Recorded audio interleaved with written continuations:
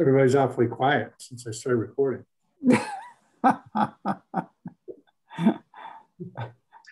Well, after our legal briefing the last time.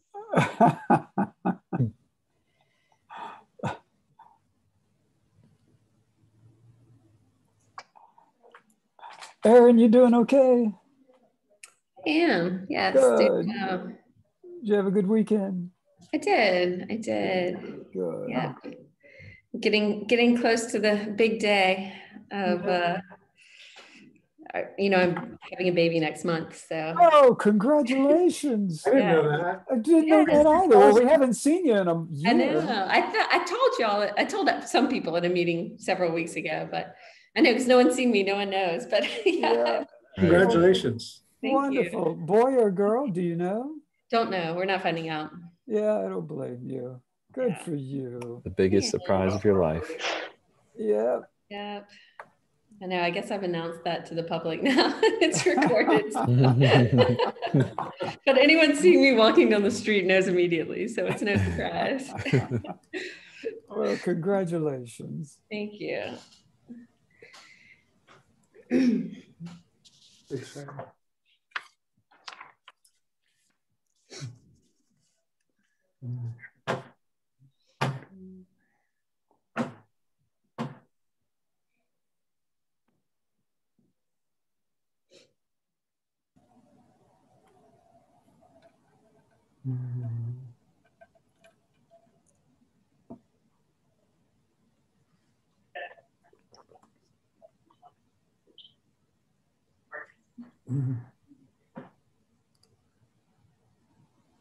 Looks like we've got Erica now. Hey, Tori. Hey, Tina. How's your weekend? Oh, it was lovely. How about yours? It was good. Working Very off nice my weekend. honeydew. Good, good. Did you stay here in Charleston? I did. I Good. stayed here and did some exploring by car this weekend. Also by on foot. While I'm living right downtown, I can't help but just get out and walk and notice a million different things every time. Oh, yeah. Good for you. Good for you.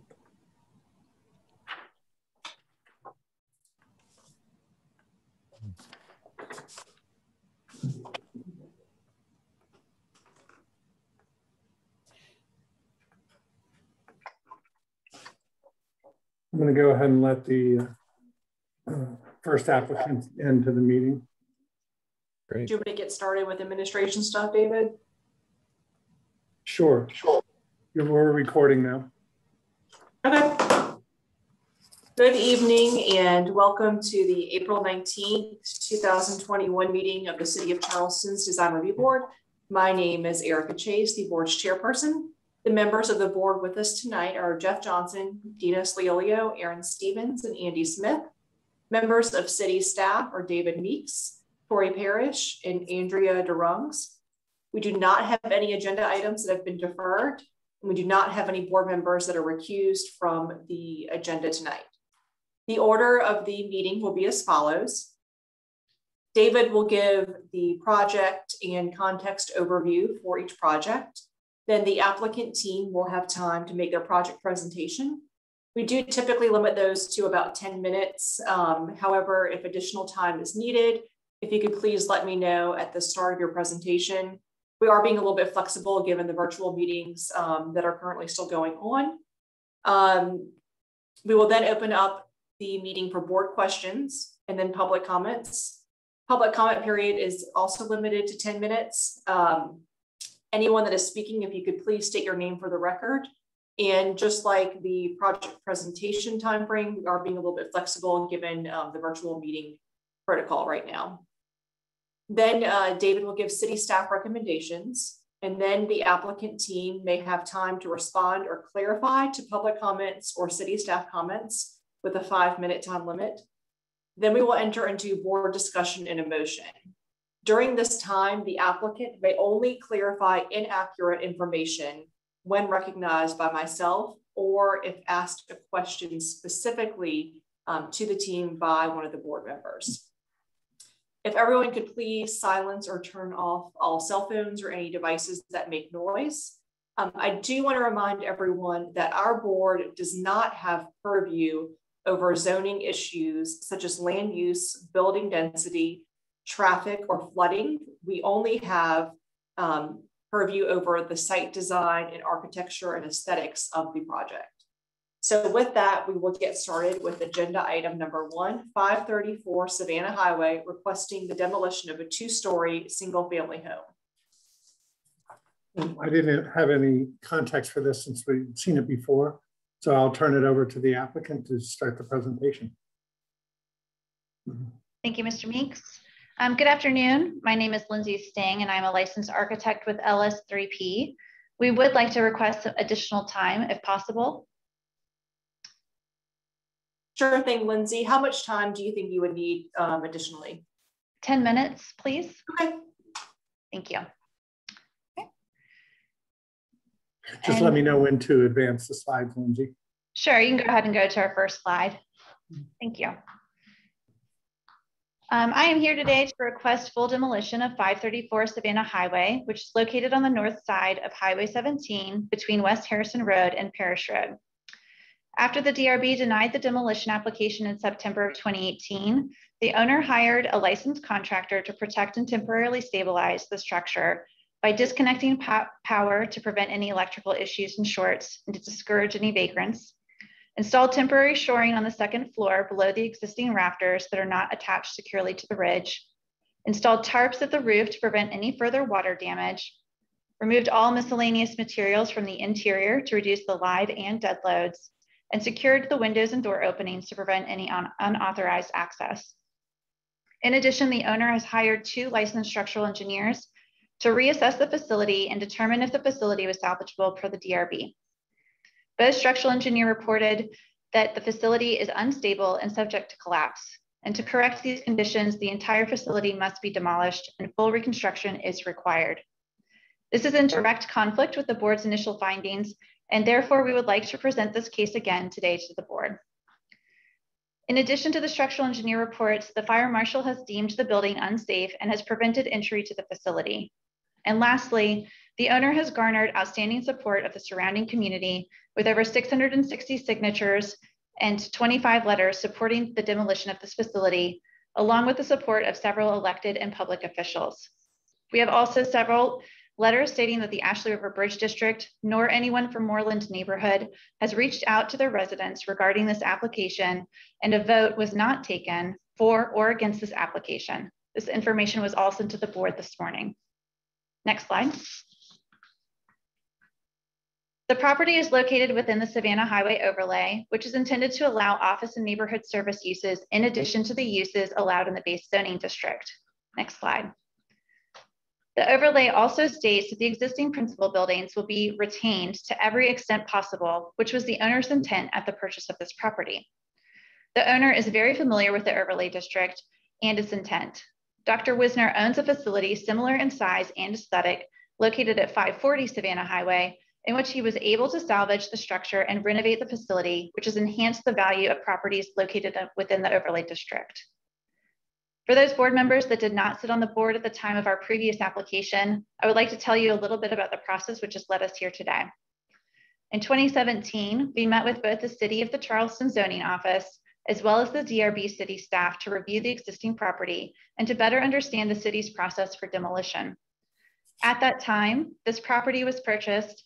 It was the last remaining in the county located within the Savannah Highway overlay zone, which meant that if it had remained in the county, it could have been demolished without board approval. When we met with the city's DRB staff, we asked the city how they would feel if the house was demolished while still in the county. The city addressed the question by conveying that they were optimistic that going through the city process would be advantageous and show goodwill between the owner and the city as to respect the public process. With the city's staff's initial support for demolition, Dr. Wisner felt it was best interest of the community to annex into the city and proceed through the DRB for a demolition permit. In addition, the demolition of 506 St. Andrews Boulevard sets legal precedent for demolition of a property within the Savannah Highway Overlay District with similar structural damage beyond repair. Next slide. We are proposing to demolish the existing building along with the existing curb cut off of Savannah Highway. Deleting the curb cut on Savannah Highway will ease ingress and egress into a busy traffic pattern. Next slide. The existing 1.5-story building was built in 1951 and is not historically significant. There's minimal architectural ornamentation and the overall building lacks architectural merit. The building is not particular to the characteristics of Charleston, and in fact, this home could be found in just about anywhere in America. Next slide. In addition to the lack of architectural merit from Savannah Highway, the home has a very awkward addition to the rear, which is visible from the street. A previous owner added a second floor addition without providing structural reinforcement of the existing exterior walls, piers, or foundation. As noted in the licensed structural reports, the brick piers and foundation must be entirely replaced with new continuous footings to meet current seismic design requirements. Also noted in the licensed structural reports, the existing rafters were raised at the rear of the house, which resulted in a severe overcut of the rafters at the ridge bearing, which does not meet code. The rafters must be replaced in their entirety. Next slide. This addition even further reduces the architectural quality of the building. The east elevation image depicts the brick veneer at the gable wall near the ridge, which has fallen away from the building. Per the licensed structural report, the brick veneer should be demolished as soon as possible to remove the falling hazard, which is a life threat to safety. Per the licensed structural reports, there are no connection between the brick veneer and exterior walls. The veneer is not a structural element. Instead, it relies on the building for lateral support. The building is not stable due to the absence of wall sheathing. Per the licensed structural reports, the absence of brick ties requires the removal and replacement of all brick veneer. Related to this issue is the lack of sheathing for the exterior walls. To correct these conditions, the exterior walls, both the wood framing and brick veneer, must be demolished completely and rebuilt. Next slide.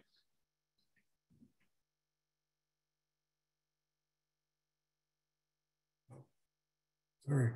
That's okay. Thank you. The approaching entry photo depicts the drive where the original concrete driveway has been removed and replaced with a pervious drive for the arborist inspection to protect the grand oak at the front entry of the property. Next slide. The interior photographs I am presenting today were taken on June 19th, 2018. The fire marshal inspected the property in August of 2020 and found that the building was unsafe. Therefore, re-entry to update these photographs was not permitted. Per the licensed structural report, the floor framing throughout lacks the required live load capacity. To correct these deficiencies, the existing framing must be replaced. Next slide. Per the structural report, the windows are not framed properly and do not meet code. All windows must be removed and reframed. Next slide.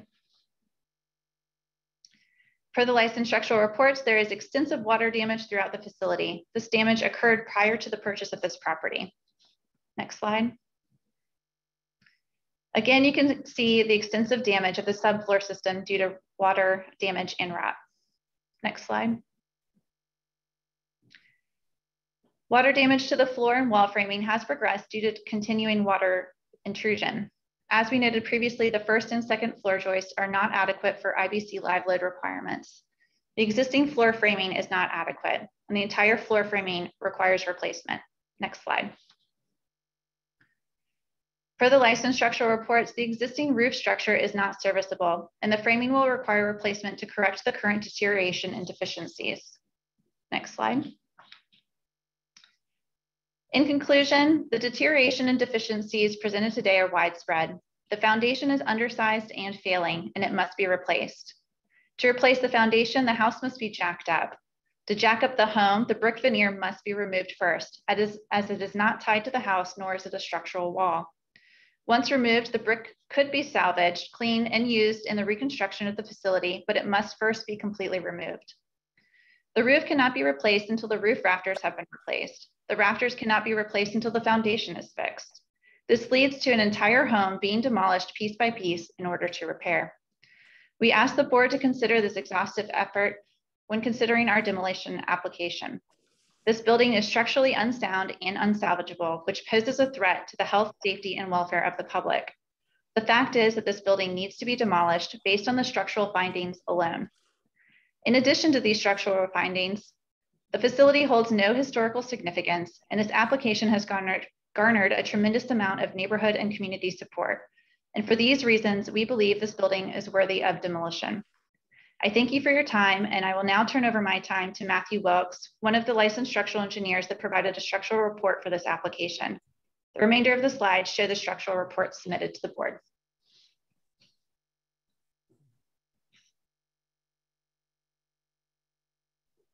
Do I just go ahead and start speaking? Am I on? Yes, you're on. All right, great. So my name is Matthew Wilkes. I am a professional engineer and I practice structural engineering here in Charleston. The name of my firm is MW Design LLC. I think my letter and the letter from Mr. Mark Caldwell of Atlantic Engineering, which is provided and referenced by Lindsay, speak for themselves. The majority of the structural components of these houses are either undersized or damaged or beyond repair. The foundation is undersized and failing. Large portions of the floor system are undersized and failing. Large portions of the roof system are undersized and failing.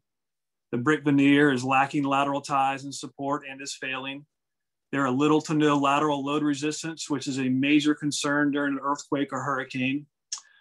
To try to repair this house, it would first need to be lifted and stabilized by a house mover to construct a new foundation. This alone would require the removal of the brick veneer. It would then require a complete rebuild of every portion of the structure, a new foundation, new floor framing, new wall framing, new wall sheathing, new roof framing, new brick veneer. My client did not hire me to just find a way to demo this building. He consulted with his architect, his builder, and me, a structural engineer, to try and find a way to use the existing structure. We all first visited this site in the spring of 2017, and we all came to the same conclusion. Dr. Wisner, my client, even hired another structural engineer for a second opinion. Of course, renovation with an addition would have been a much more economical way to approach this project. But unfortunately, this building was constructed with materials, means, and methods that do not meet current standards and was not properly maintained for decades.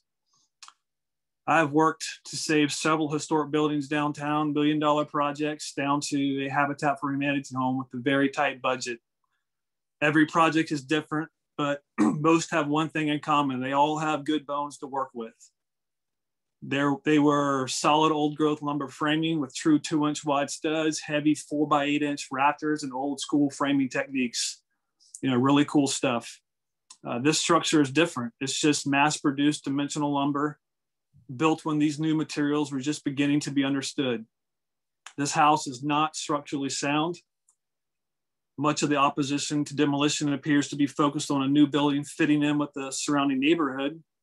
The fact is that this building needs to be demolished. What is built back is up to the owner and the architect, which must go through the DRB approval process. All parties with opposition will have an opportunity for input throughout the design process going forward. Again, as I stated in my letter, and as Mark Caldwell stated in his letter, as professional engineers licensed in the state of South Carolina, this building is unsafe and it should be demolished as soon as possible. Thank you.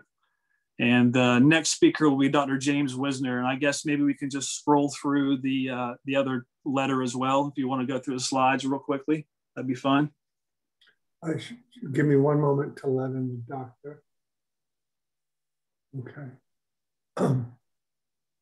You want me to just continue scrolling? Yeah, sure. These are just kind of pictures reiterating. These were taken back in 2017. So you can keep on going through this, showing how poorly the structure, what shape it's in, a lot of water damage, a lot of rot, inadequate foundation. You can keep on scrolling. And this is the letter from Mr. Mark Caldwell, also a PE. You can go and scroll.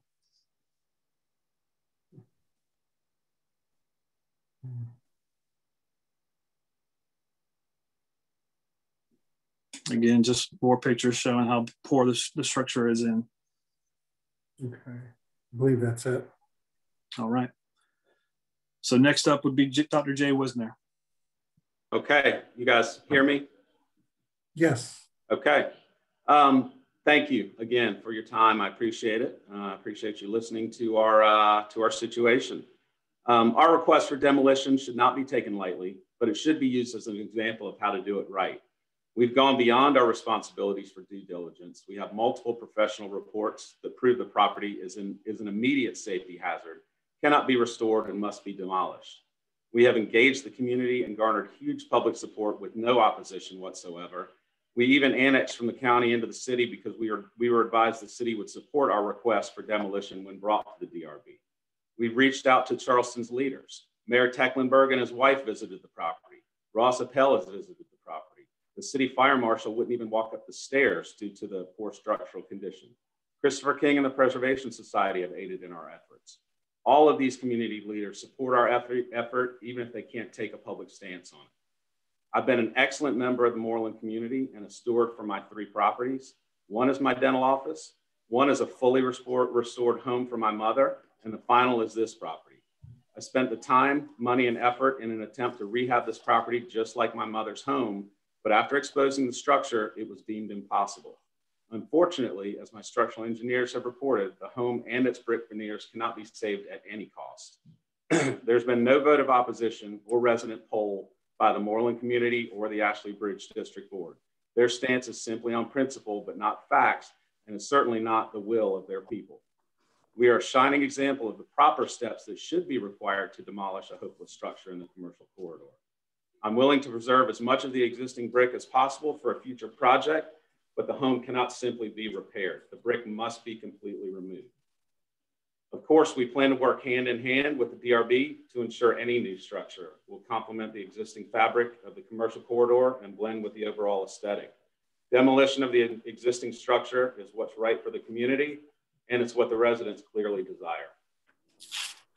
Thank you. Thank you. Thank you very much. Does that conclude your presentation from the applicant team? It does. Okay, thank you. David, I realized we skipped over the virtual meeting protocol. Do you want to go back to cover that before we get into any public comment periods? And thank you to the applicant team for not missing a beat despite us skipping over this. I'll just kind of hit the highlights really quick. That David will be controlling the PowerPoint presentation. And again, thank you to the first applicant team for knowing the cue on to letting him know when to advance to the next slide. During our meeting, applicants, staff, and board members are required to give their name whenever speaking. The video and microphones have been disabled for all attendees, and attendees that are not board members or staff will only be given the capabilities to speak when they are called on during the public comment period. The chat and Q&A functions have been disabled for everyone.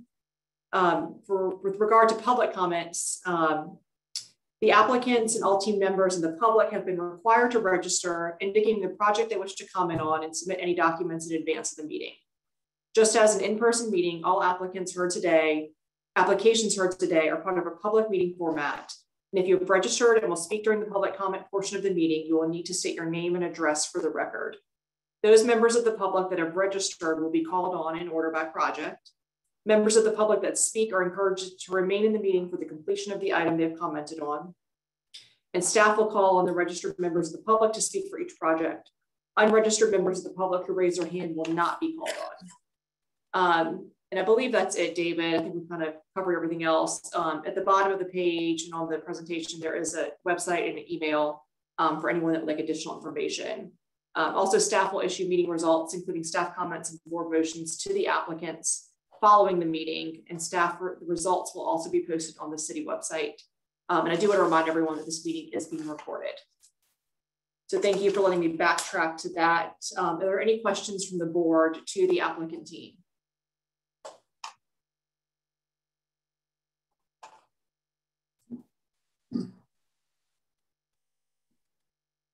With none, we are now entering into the public comment period. We do have a number of emails and letters that were received for this project. We also have a number of members of the public that have registered to speak. So we'll start with those members.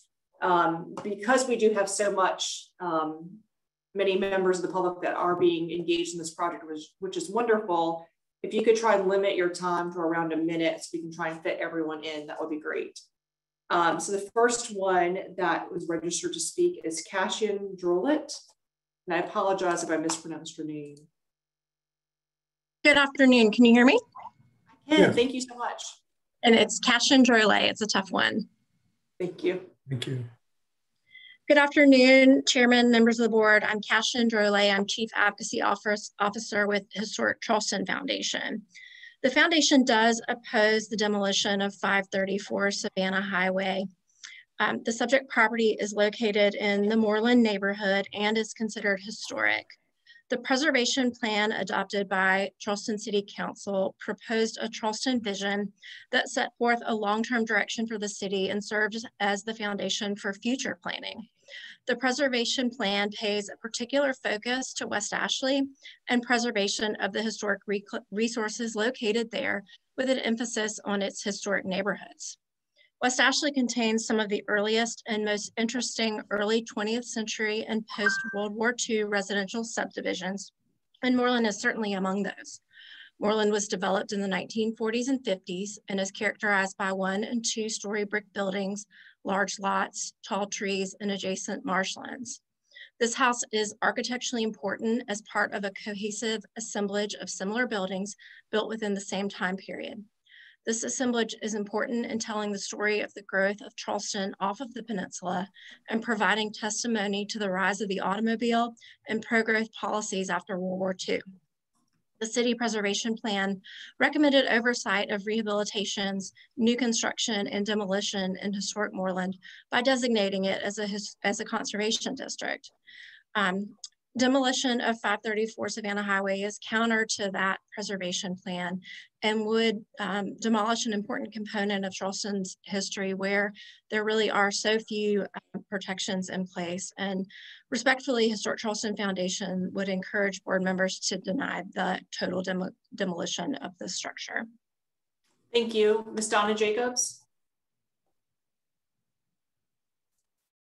Good evening, Madam Chairman and members of the Design Review Board. My name is Donna Jacobs, and I'm a resident of Burns Downs and the current president of the Ashley Bridge District Board.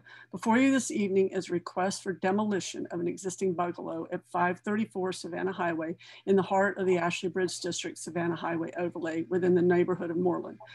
The ABD board has worked with an understanding that we support the position of an affected neighborhood when issues rise. The Moreland Neighborhood Association has forwarded letters to this board opposing the demolition for the reasons stated in their letters, which I believe are in front of you. Thus, we support the neighborhood's opposition for this demolition request. I would like to make a personal comment as a resident and long-term member of the Ashley Bridge District. First, in 2020, the South Carolina chapter of the American Planning Association awarded the Great Places Award in South Carolina to the Ashley Bridge District. This was a great honor and the first time such an award has been made off the peninsula of Charleston in this area. There are now 3 plans and 2 area character appraisals that directly speak to the fact that residents of West Ashley want to preserve the unique character of their neighborhoods. The Ashley Bridge District Plan, adopted in 1997, the 2007 Preservation Plan for Charleston that has a title, Vision, Community, and Heritage, Area Character Appraisal for Burns Downs in 2009, Area Character Appraisal for Old Windermere in 2009, and Plan West Ashley, adopted by Council in 2018. And all of these plans and appraisals, recognition of the architectural fabric of the communities and how they tell the story of these neighborhoods is recognized as becoming increasingly more important. Preservation started 100 years ago on the peninsula with homes that were up for demolition. Some of our homes are approaching this age, and the community would like consideration and respect for our history and story as well. The institution of the overlay was a specific recommendation in the ABD plan to address concerns of how properties were influenced. The Savannah Highway Overlay Zone came into being after the ABD was adopted in City Council. And I could speak for several minutes on the why, but one large why was because it was important to the 8 neighborhoods in the district to respect and protect the residential border of our neighborhoods. It speaks to maintaining existing building. The most salient point today is under 54-224 Section C, entitled Building Requirements, that existing principal buildings shall be retained unless deemed structurally unsound by the chief building official. Great thought went into this zoning and has served our residential area for 20 years. However, I have not read this current structural report submitted to the board. I did the first time, and I will wager that this analysis the applicant paid for would recommend demolition as it did, because it would be expensive and maybe inconvenient to renovate this bungalow. However, anything can be repaired and restored to former glory. There are many examples in West Ashley, and Moreland Manor right down the street at 576 Savannah Highway is one such example.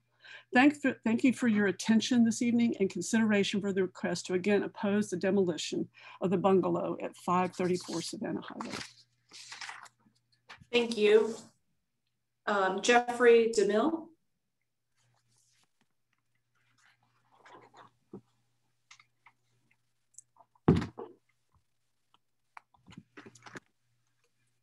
Is there a Jeffrey DeMille on? David, did you see? I've let him into the panel.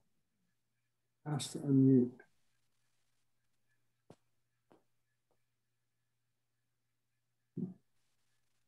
I see him in. Can you hear me now? Yes, yeah. Thank you. Thank you. Somehow I was muted and didn't know it. Good afternoon. My name is Jeffrey DeMille, 747 Woodward Road. And I'd like to thank the DR board members for the opportunity to speak on behalf of the Moreland Civic Club Zoning Committee in opposition to the applicant's request for demolition of a historic bungalow at 534 Savannah Highway. Just as when the applicant made the same request in September of 2018 that was denied by the DRB, Moreland is vehemently opposed to this demolition request. Moreland is very protective of its borders by Savannah Highway and St. Andrews Boulevard. The Savannah Highway overlay was designed to protect the city, Moreland, and Windermere from issues like this. Over the years as a community, we have had to repeatedly oppose actions of this nature. It's very important to us to preserve the historic architecture, the looks, and the feel of Moreland. And we respectfully ask that the DRB deny this application for demolition request again. Thank you. Thank you. John Musselman.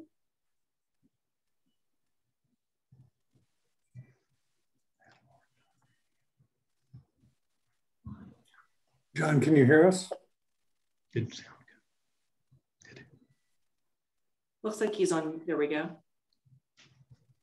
I just asked him to unmute.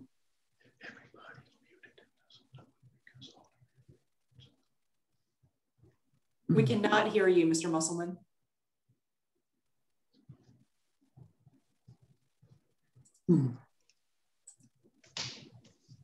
Looks like he is not muted. John, can you hear us?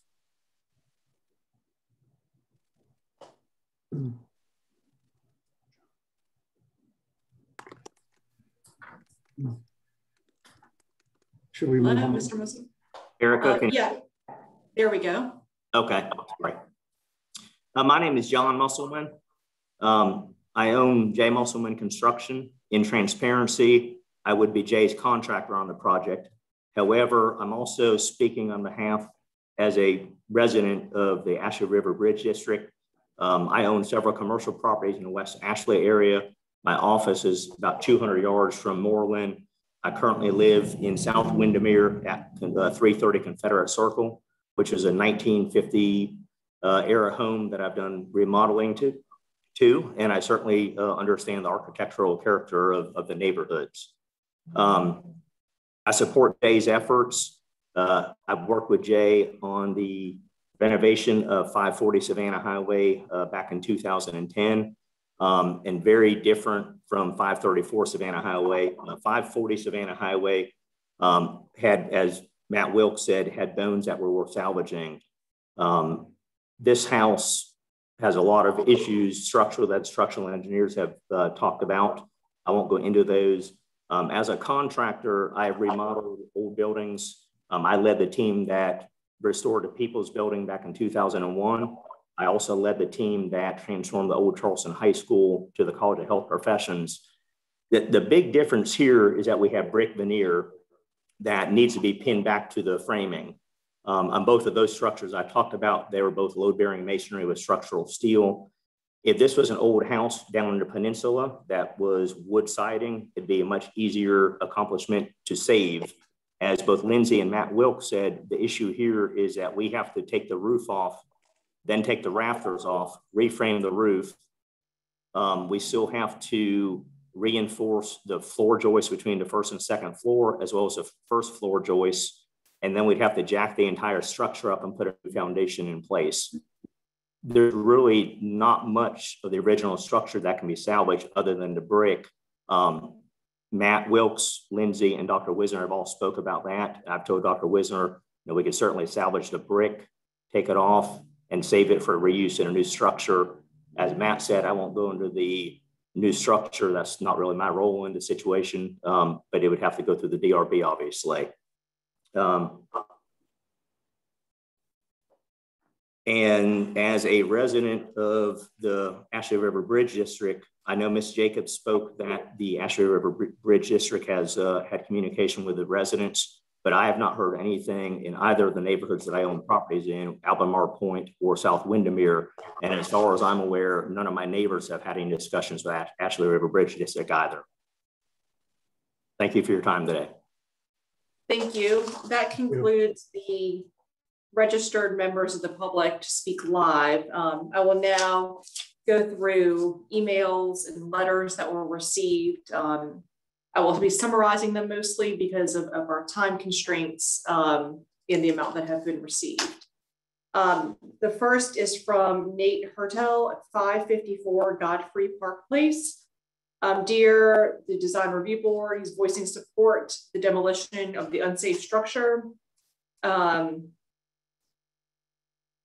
We should be looking at long-term impacts on neighborhood and talking with the new building, which really isn't the purview of this application. Wants to express that as owners in Moreland and members of online neighborhood forums, there have been no public discussions, no neighborhood meetings, no flyers, no kind of contact to gauge the neighborhood sentiment about the proposal. This is in contrast to previous experience in the Ashley Forest neighborhood group, where neighborhood association president would ask for input when items were coming up for discussion.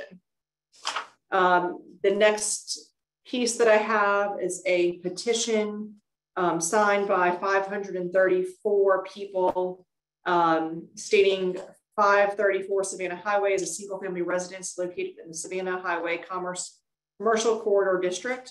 The structure is in hopeless condition and has been deemed structurally unsalvageable and a life safety hazard by 2 independent structural engineers.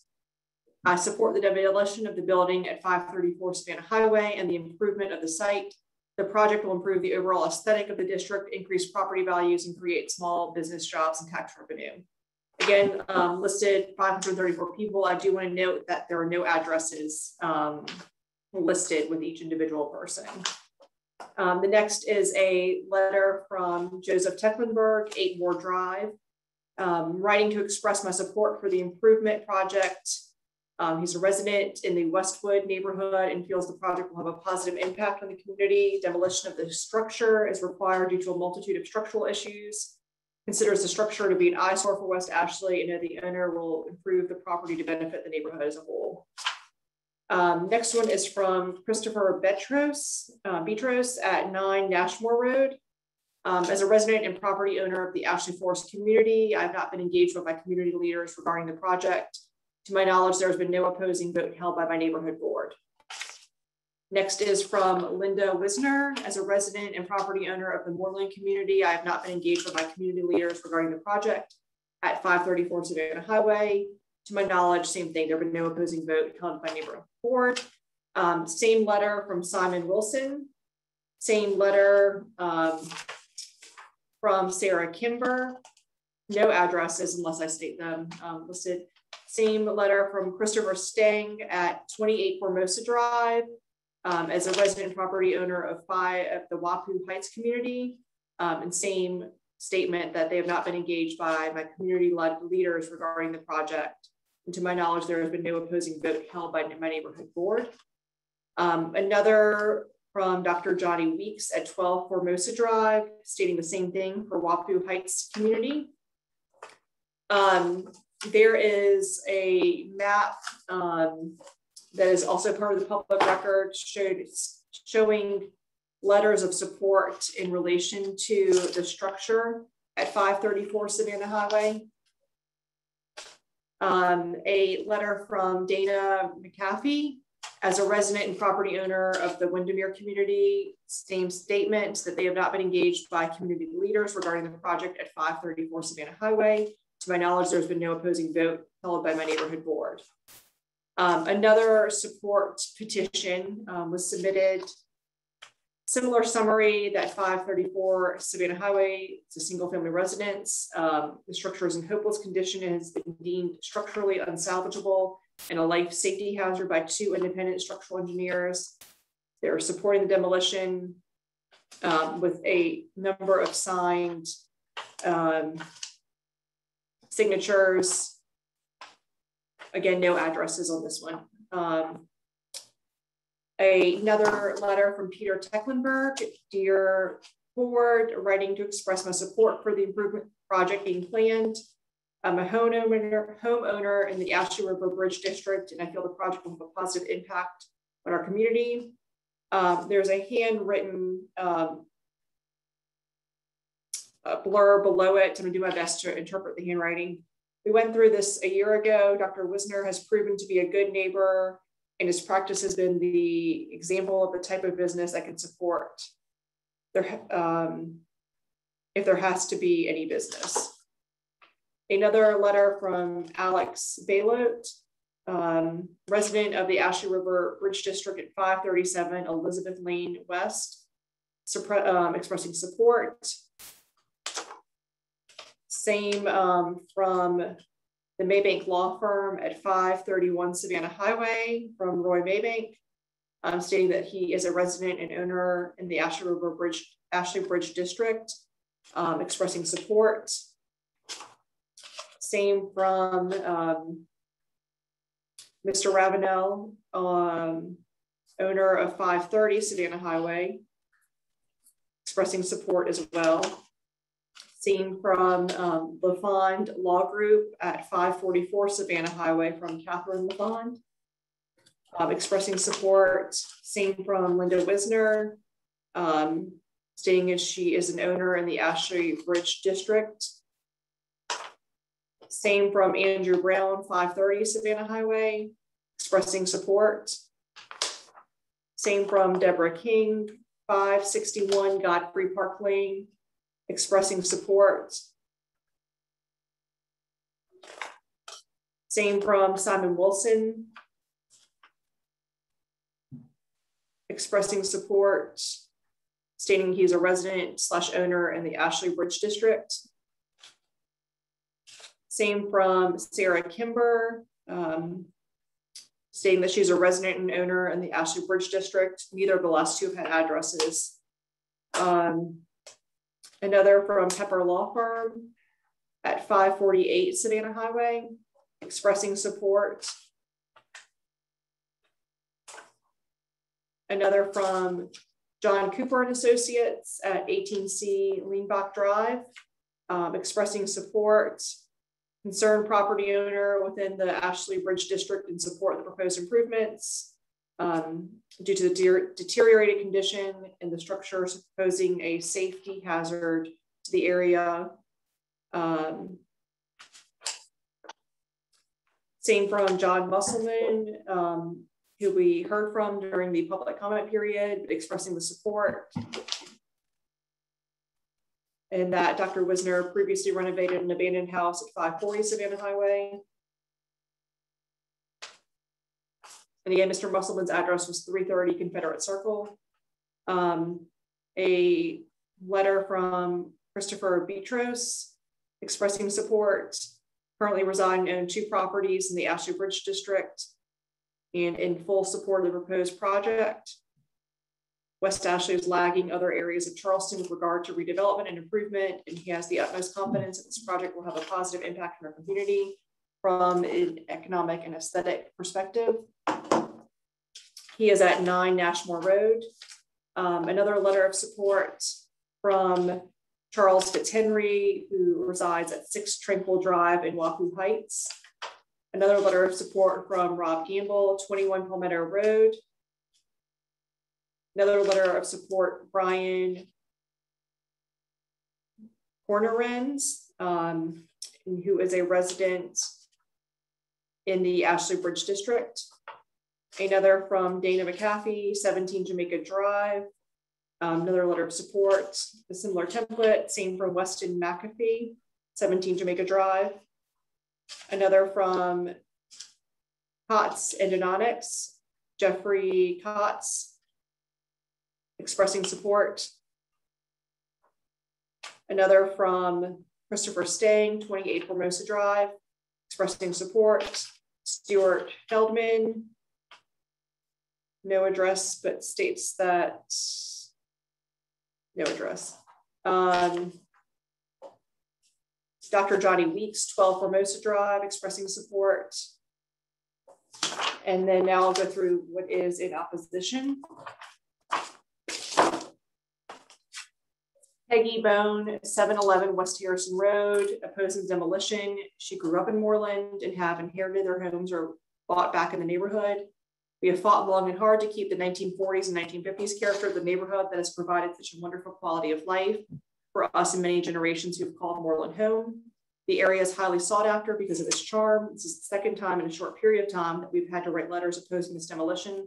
Please deny this request and save a valuable near historic house that helps create a wonderful entrance to our beautiful city. Another from Marion Greeley, 701 Parish Road.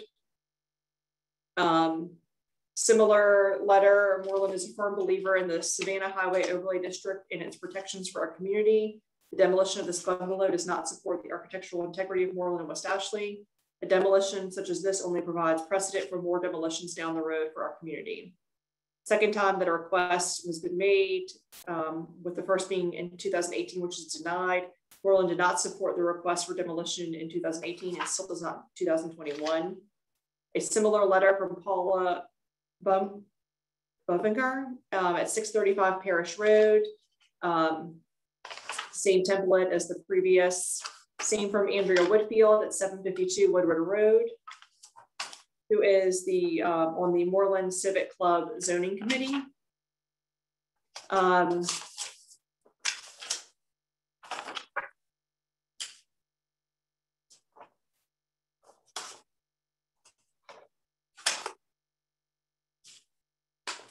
Sorry, I apologize if a few duplicates in here. Another letter from Kate Campbell, 736 North Godfrey Park Place. Moreland is a member of the Ashley Bridge District in the first neighborhood entered. Again, similar verbiage from the previous letters that I read and summarized. Another from Margaret McNabb Gale, 772 Woodward Road. Saying she recently inherited one of the homes in the Moreland at 772 Woodward. She's been impressed at the recent accumulation of historical research and cultural innovations of West Ashley that have been made under the direction of the present mayor. Asked that these improvements continue in preserving the historic areas of West Ashley, and asking to writing to ask that the charming 1951 well-built home along Savannah Highway not be demolished. Another from Daryl Olson, 701 Parish Road. Similar verbiage as the previous ones read. A letter from Aaron Minigan, the Preservation Society of Charleston. The Preservation Society appreciates the applicant reaching out to the community and to us in this request. Based on our analysis of the materials submitted, the applicant presents a compelling argument that the structural deficiencies pose significant challenges to the rehabilitation of this building. However, this building contributes to the residential character of the district, which the Savannah Highway Overlay Zone prioritizes retaining to every extent possible. For this reason, we are hopeful that the form and materials of the characteristic Savannah Highway facade can be saved and incorporated into the project moving forward.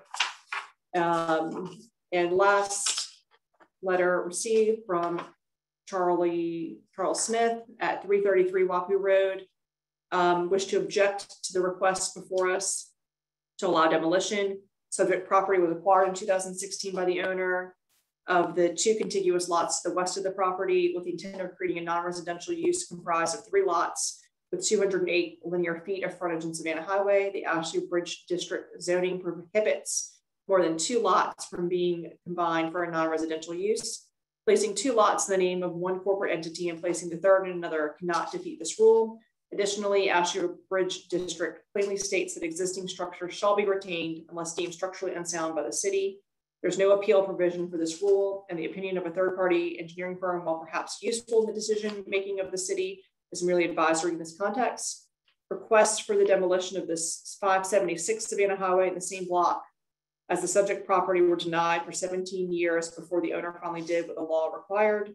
In the meantime, the home sat vacant and was purposely allowed to deteriorate. I'm not going to continue going into that since that's not relevant to this specific structure. But 534 Savannah Highway has also been allowed to sit vacant and deteriorate for 5 years. Demolition by neglect cannot be rewarded, and the length of time a building has been vacant is immaterial. The city recently denied the request for demolition of 62 Hanover Street. It's been vacant for 42 years.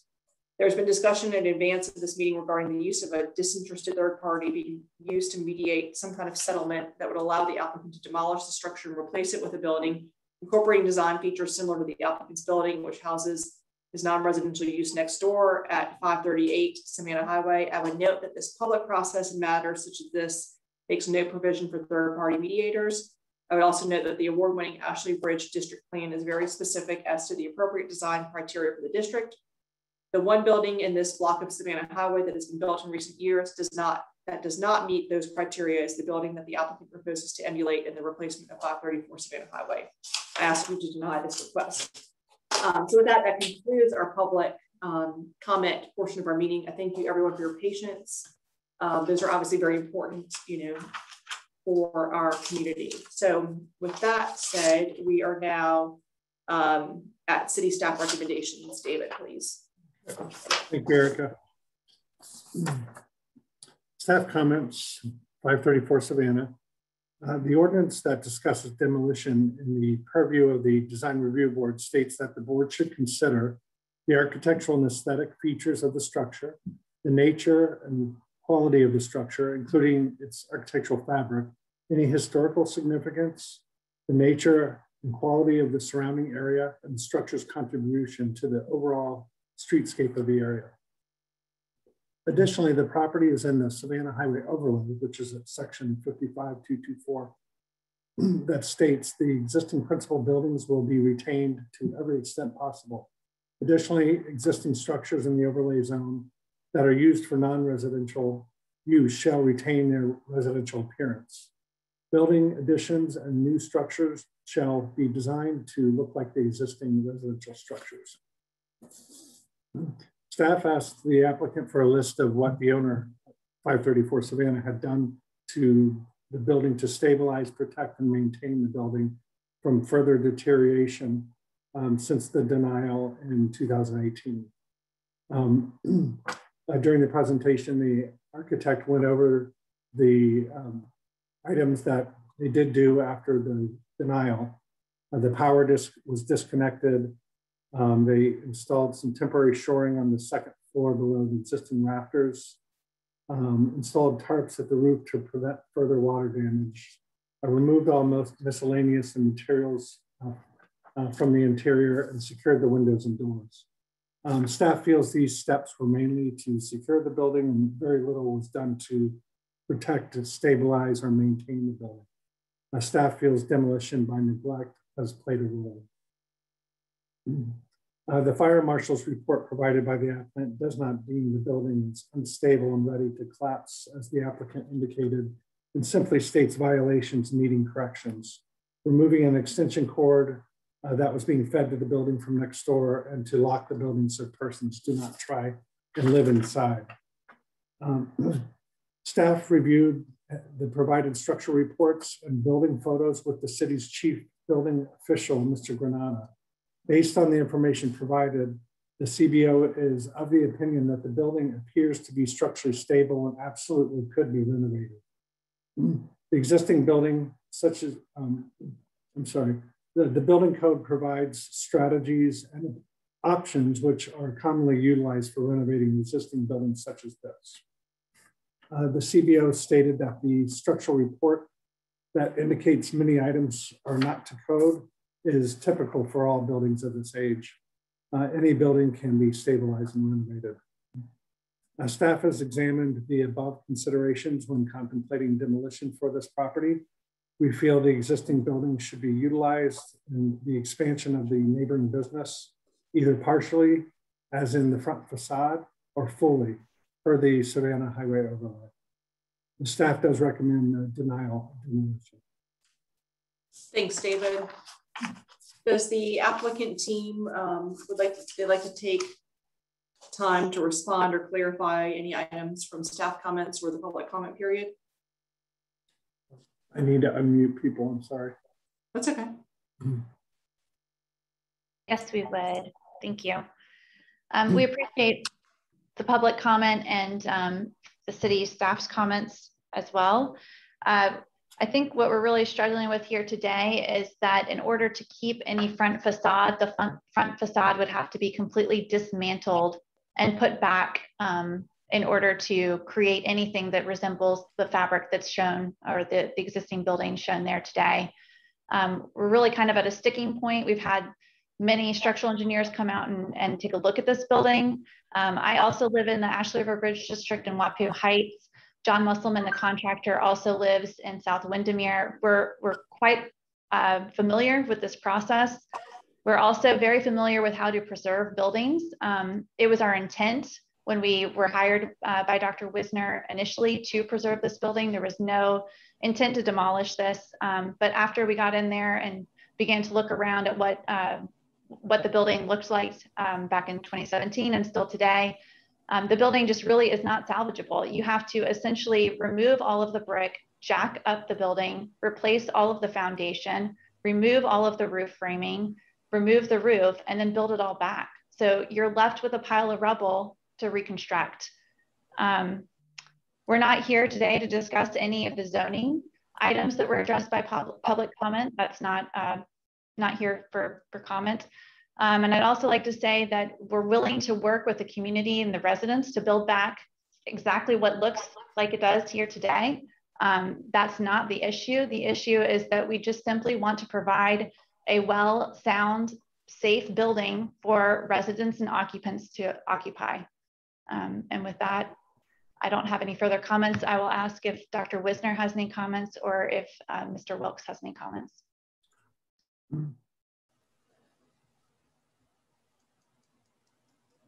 Thank you. It looks like, David, you could unmute Dr. Wisner.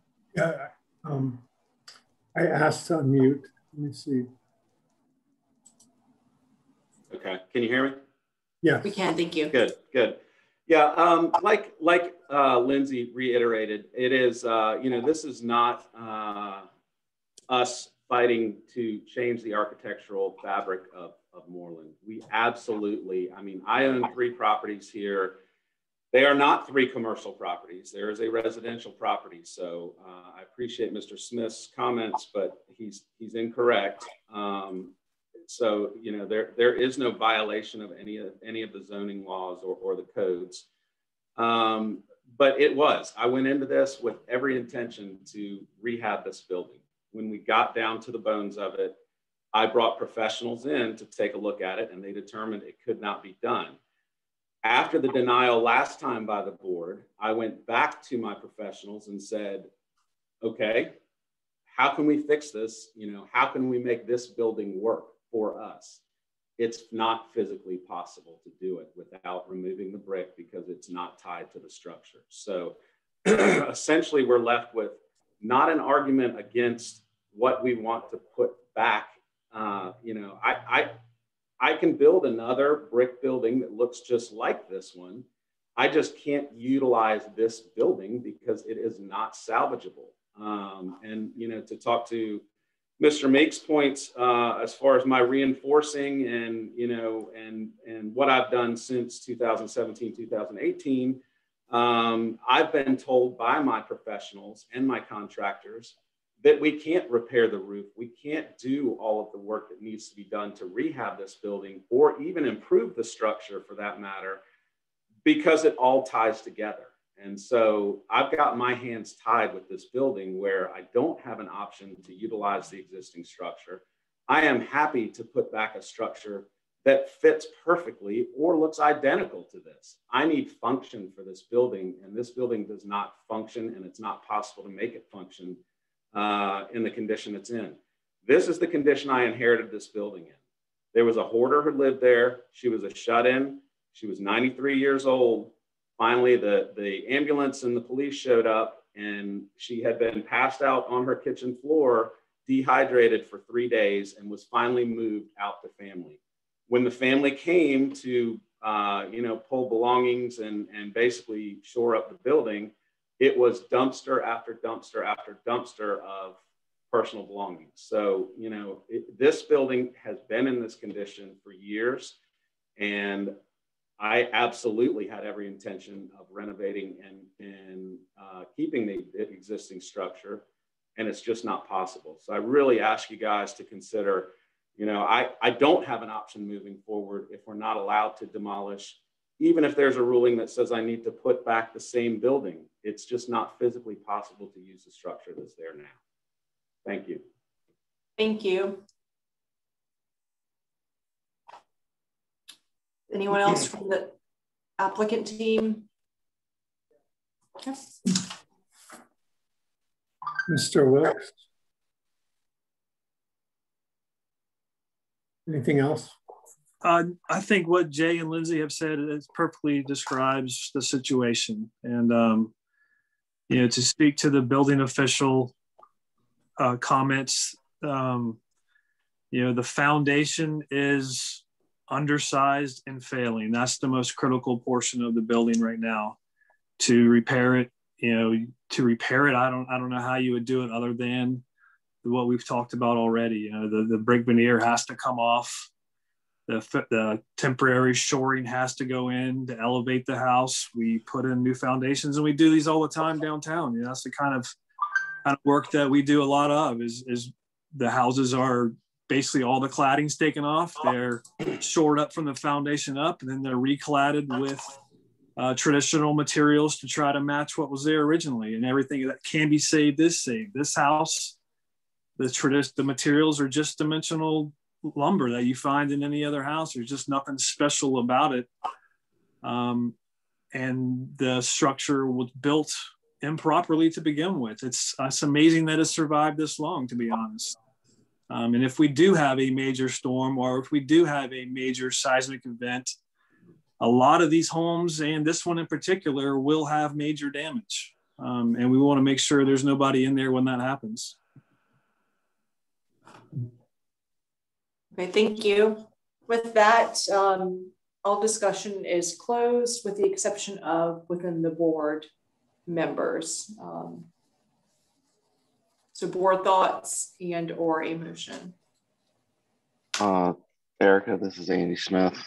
I'd like to make a motion of denial based on staff comment number 1. Thank you, Andy. We have a motion for denial based on staff comment number 1. Is there a second? This is Jeff. I'll second. We have Jeff Johnson seconding the motion. I will now call roll. Dinos?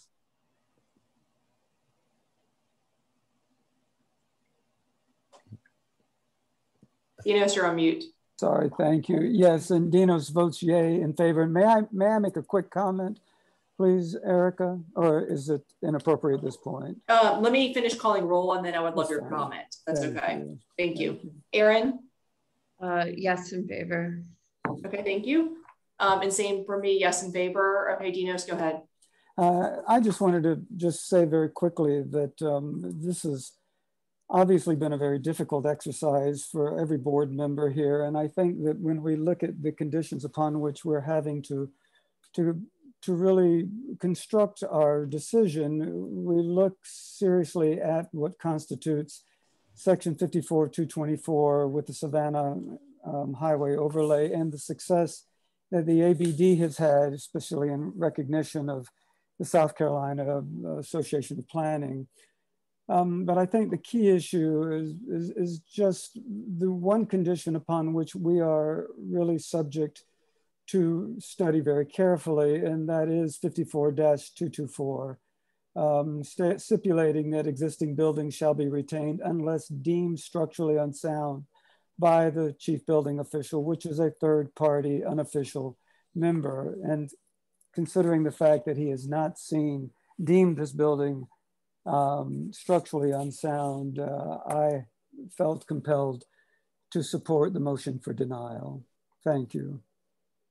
Thank you, Dinos, and I appreciate that explanation. Thank you all for your time. We really do appreciate it. With that, we will move on to item number 2.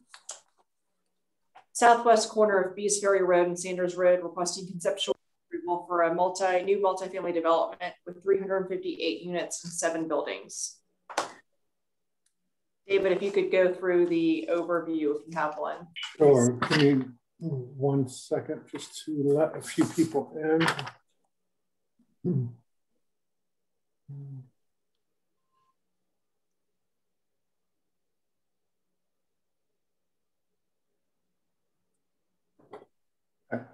Sorry about that. So the next project on the agenda is Bees Ferry at Sanders Road. This is a multifamily development with 7 buildings. Give me 1 second. So here's the location of the property and a closer view at the intersection of Sanders and Bees Ferry. This is a multifamily development with 358 units in 7 buildings. So this is at the intersection of Sanders and Bees Ferry. And then this is looking west on Bees Ferry, and the property is to the left. And with that, I will turn it over to Brian Riley. Are you the first person to speak, Brian? Yes, sir. Thank you, David. Good evening, Madam Chair and fellow board members. I'm Brian Riley with Thomas & Hutton. Thank you in advance for your time tonight. I would like to start. Is it possible to request 5 additional minutes to the presentation? No problem, Brian. Thank you. I'm joined tonight with fellow team members here. I've got John Winters representing the landscape architecture side, and I've also got Will Cox with me on the civil side at Thomas & Hutton. We also have the ownership team, Davis Development, Lance Cherno, Christy Nelapoon, and Fred Hazel, and the architecture team, GLA, Brian Kempton, and Zach Kaufman. Prior to going into the site plan, I want to turn it over to Lance real quick just to give a intro on the ownership side. And I apologize. I see I was just allowed in, and I'm assuming I'm unmuted at this point. Yes, we can hear you. Wonderful. Well, we really appreciate this opportunity. My name is Lance Cherno. I'm with my colleagues Fred and Christy, and we really appreciate this opportunity to present to the board. This will be our 3rd project where we will be presenting to DRB, and we really appreciate the back and forth and the enhancement that can occur through this collaborative process. The other 2 projects were Satori West Ashley, which is just broken ground down the street, and another one, Verdier, which is practically across the street from this project. For this project, we've teamed up with Thomas & Hutton, and we've been led down the way with Brian Riley, and we've been working with staff for multiple months on this site plan to preserve as much open space and as many trees as we possibly can. And we're very excited to be here with our team, as Brian said, with Thomas & Hutton and GLA Architects to present this project. And recognizing how valuable everyone's time is, I'm going to defer and let the experts start talking about the plan. Thanks, Lance. Okay, as David mentioned, we're on the southwest corner of Bees Ferry and Sanders Road. We have the project site is about 52 acres, 35 of it's upland. Go to the next slide, David. Currently, the site's wooded. It's a mixture of pines and hardwoods. You can see the different street views from both Bees Ferry and Sanders Road. Generally, the site is relatively high compared to some surrounding areas. We're at elevation 10 to 14, NABD 88, and site flood zones are X and X shaded. Next slide, please. Okay, keep going till you get to the illustrative plan. There we go. Oh, Brian, I just added this slide with the bigger text so the board could see the numbering of the buildings and how many floors. Okay. As the text that was here was too small to read. Gotcha. Well, thank you very much for doing that. While you got it on, well, you can stay on that slide. Well, since you did that real quick. I was going to say that the site there's a zoning boundary that splits the site. The portion facing along Bees Ferry Road is limited business, which allows 4-story units. And then the portion away from Bees Ferry Road, closer to the transmission easement that bisects the site, is DR1F, which is limited to 3-story buildings. So that's the reason you see building 1,000 and 4,000 is 3-story, is they fall within the DR1F zoning district, while the other buildings fall within the limited business district. Can you go back to the illustrative? There you go. Thank you, sir. We have 2 primary entrances into the site, main being off of Bees Ferry Road. That'll be a right in, right out, just due to the median restriction there. As you come into the site, you're welcomed by the clubhouse and leasing center with the, so we wanted to provide a sense of arrival there. And that came through collaboration, not only with Eric Schultz and city TRC staff, but David was involved in that discussion as well. And we thought that was a great idea. The secondary entrance is off of Sanders Road down in the page. Yeah, thank you. You'll notice that road that comes off of Sanders kind of dies into nothing to the left. There's an existing residential development that is under construction there that has a public city road that will terminate at our property line. So we will pick that public road up and continue it out to Sanders Boulevard or Sanders Drive. That will be a city public right of way to that neighborhood. And then the drive that comes off of it will be a private drive into this development. Another unique aspect of coordinating with staff on this site plan was, as you follow that secondary entrance up through the power easement, it kind of comes at an angle. As you arrive right there in that green open space, there's a very beautiful live oak. I think it's like 61 inches in diameter, but it's got great form.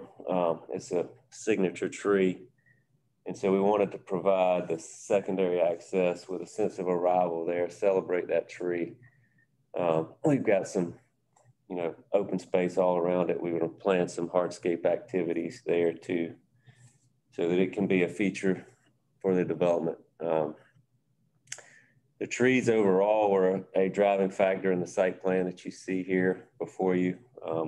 As Lance mentioned, we spent a great deal of time surveying the trees, getting the trees graded by arborists, et cetera. We worked with city TRC staff, and again, David was involved in some of those discussions too on how to lay the site out. It was a challenge to avoid the trees. We tried to focus on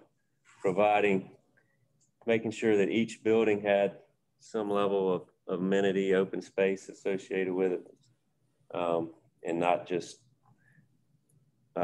parking lots on either side. So we focused on that.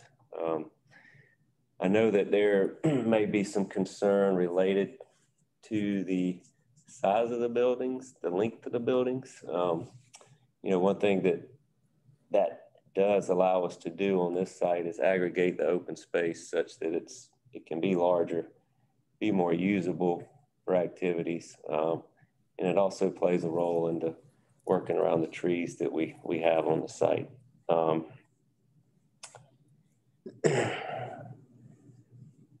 Go to next slide, David. This is just a black and white of that illustrative line or illustrative plan. It has the zoning boundary on it, but again, it cuts through that building 1,000 and 4,000, which was the reason they were. Yeah, that's it, David. Thank you.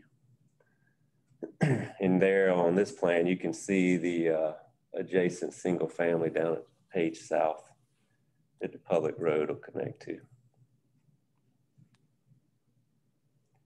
Okay, next slide. This is just a conceptual landscape plan that was included in the packet. You know, the overall intent here is to provide and focus on a native plant material palette, and we'll also plan to try to enhance the existing grand trees, which are the colors you see on the plan, and, you know, highlight those open spaces for the residents, for the benefit of the residents. I have John Winters with me again, who's landscape architect on the team. If there's any specific questions related to the landscape, we can certainly engage him. Next slide. Okay, you can go to the next one, which I believe should bring up the architecture team, and I'll tag out to Brian Kempton with GLA.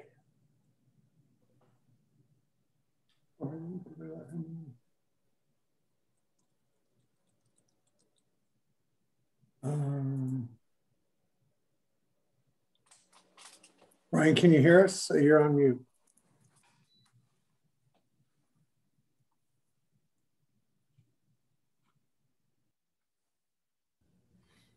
Okay, can you hear me? Yes. Fantastic. Good evening, board members. My name is Brian Kempton with Geheber Lewis Architects, and I'll describe the architecture for you.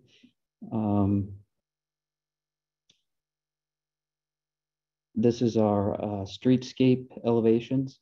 As you can see from the photos below, the streetscape currently on both sides of the street is full of trees, no existing buildings or anything like that.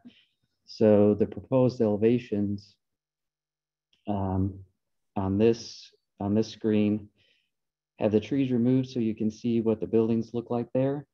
But if you go to the next slide, we have a perspective to give you a taste of what those buildings look like. That's between buildings 2 and 3, and you can see there'll be a considerable tree buffer between the street and the existing trees.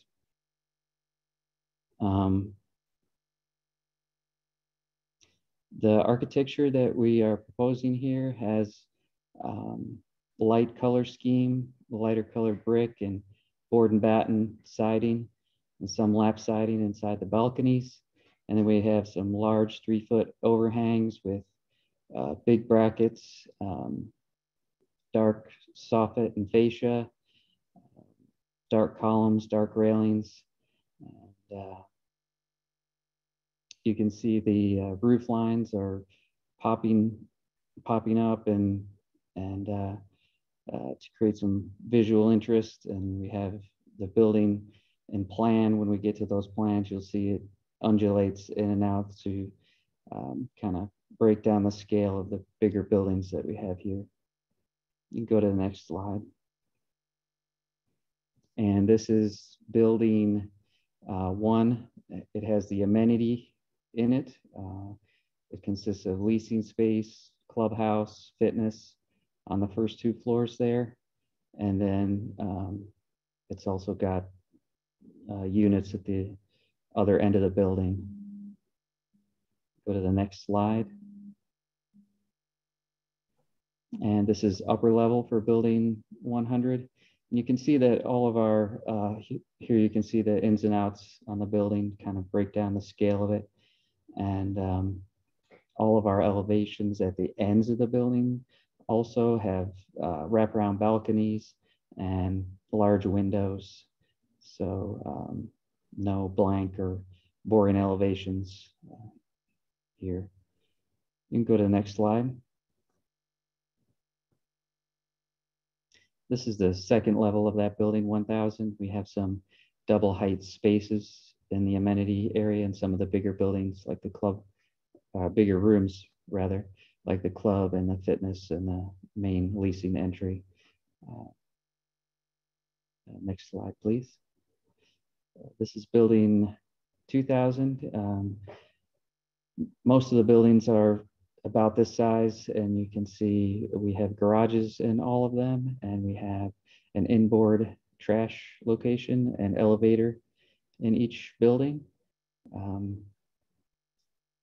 rest of the buildings are similar in plan to this, except if you want to flip through to building 6 is going to have a firewall due to the size building. So buildings 1, 6, and 7 are the larger buildings, and they have a firewall due to the size. I'm sorry, did you want me to jump forward to 6,000? Where I just did? Yep, you can see the firewall there located in building 6,000. And so buildings 1, 6, and 7 have the firewall. They're the larger buildings. But other than that, they all have garages. They all have elevators, trash room inside the building. So you can go to the next slide, please. I jumped forward to building 6,000, if that's okay. Yep, that's good. All the buildings are very, very similar. So in interest of time, we can jump through the building plans and go right to the elevations.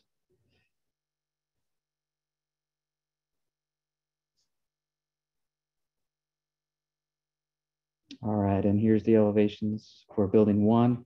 This is the one that has the amenity area in it. You can see we have proposed shed dormer pop-ups here, and we also have some hip roof, raised hip roofs, and all the ups and downs in the roof and the ins and out on the plan help break down these large buildings so that they have good scale and proportion. And we have, again, the color scheme is light brick, light board and batten and lap siding, and then darker columns, railings, brackets, soffit, and fascia at the top. And this is one of building 1 and building 4 are the 3-story, and the rest of the buildings are 4-story. You can flip through, they're all pretty similar. You can see on the corner balconies that wrap around, nice elevations on the end as well, plenty of windows and balconies. So we take advantage of all the nice views and trees on the site.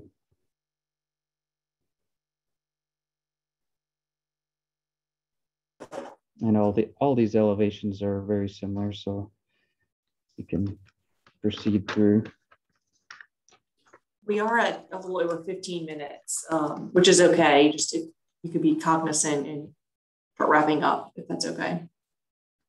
Yes, ma'am. We're just about done. All these elevations are very similar. I think we just have a couple of small buildings at the end, David, if you don't mind. Yeah.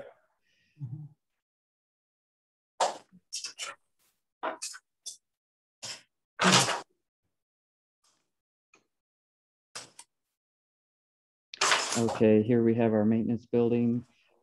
It's in a similar style architecture with the brick and the batten siding, carriage style doors to complement the big buildings.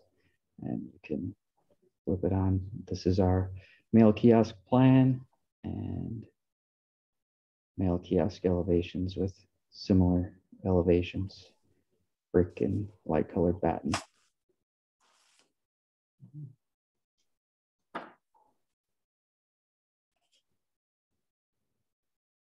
And that's it for the architecture. Thank you. Anything else from the applicant team? I don't think so. Thank you. Thank you.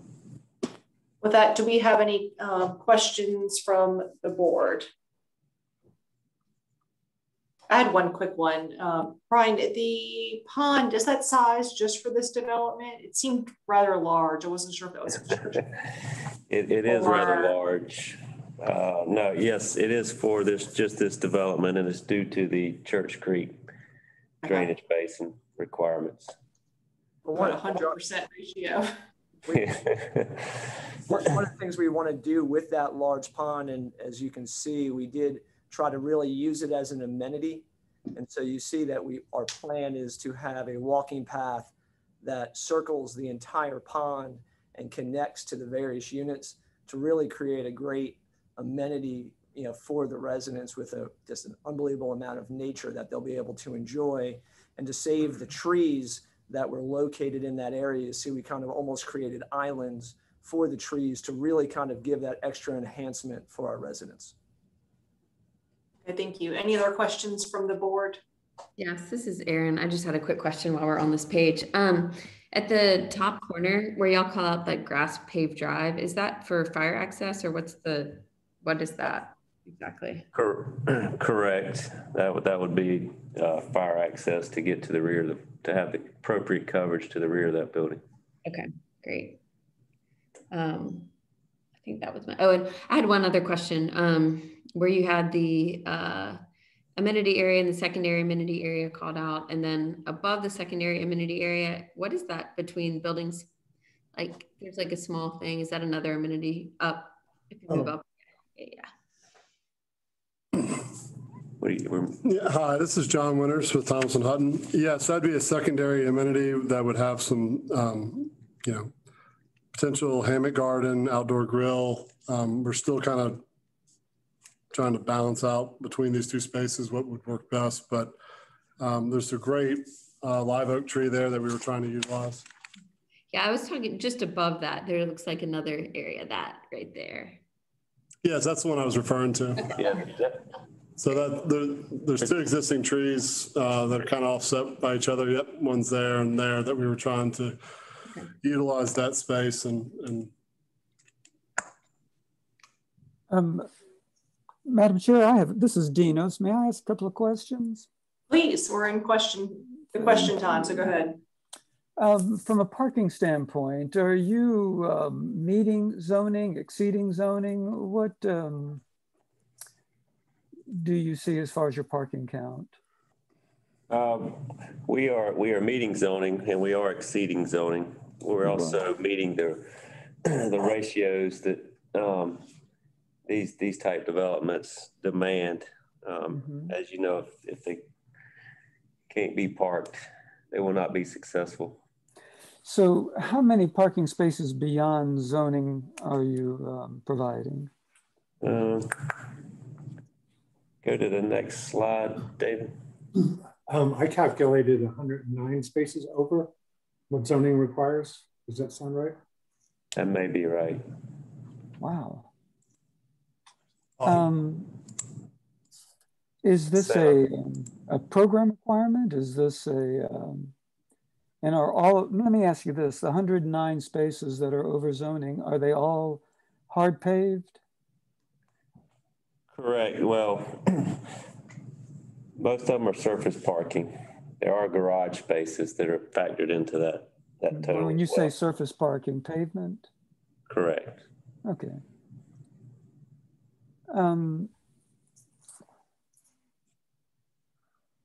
The other question that I have kind of deals with the orientation of the buildings as it relates to the pond.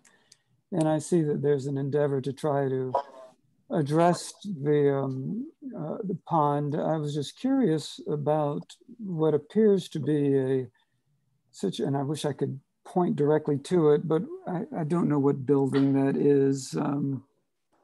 It's the one to the left of 7,000, I believe. Yes, that one right there. Was there any study on bringing more of the buildings in conjunction with a visual of the pond as opposed to the separation of all the parking? Well, the pond is segregated from the site due to that power transmission easement. Right, but I mean, as far as flipping I mean, there are 109 additional parking spaces. I'm struggling with what's dictating the site planning right now. Are you suggesting that zoning is the zoning ratio of parking is that far out of proportion to the demand and need of the complex? I might ask Lance to speak to the ratios that they see on a national level. Sure. Based on. Yeah, sure. So, one of the things that drives resident retention, as you can imagine, is close proximity to your unit when it's dark and raining. And our unit mix tends to trend a little bit more to actually a lot more to the 2 and 3 bedroom units. And so you'll see this mix, I don't have the exact mix in front of me, but is going to have 50% plus 2 bedrooms. I think it has around 10 to 15% 3 bedrooms. So that's going to drive our unit count, or excuse me, our need for parking as compared to, say, a apartment community that has 70% 1 bedrooms and 30% 2 bedrooms. That unit mix is going to drive the need for for parking to be a little bit less. We tend with our unit mix to trend to about a 1.7 to 1.8 spaces per unit to meet the needs and demands of the residents. We would love to design less. Obviously, the more parking, it's more cost, to the extent that, we could do, say, 1.5 spaces, per unit. That would financially benefit us. But what we've recognized throughout our portfolio, that about a 1.7 to 1.8 with the unit mix that we've presented here is where we are. And then in terms of your question on the site planning choices, as it relates to that one building, at one point that building was kind of where you had suggested, and in the effort to save that, the one really beautiful live oak that you see identified immediately adjacent to it, and still provide for the appropriate fire circulation and traffic circulation, that was where that site planning choice came from, was all in an effort to really make that tree, pop and stick out and really be a real feature for the community. I've got one question that's kind of continuing from this. Maybe if you said this, I apologize. Do the garage spaces count towards that total count? And how many garage spaces do you have? The garage spaces, do count. The tandems do not, which would be the driveways in front of them. But the drive spaces do count and are included in that parking. There are 42 garages. 42. And they do count towards that parking ratio. Thank you. For reference, the zoning code is 1.5 per unit. That's irrespective, Brian, right, of whatever the unit mix is? Right. Yeah, it doesn't take into account zoning or unit mixture. Yeah, and so other jurisdictions, sir, will really, their parking ratios will be based on bedrooms as compared to just straight unit.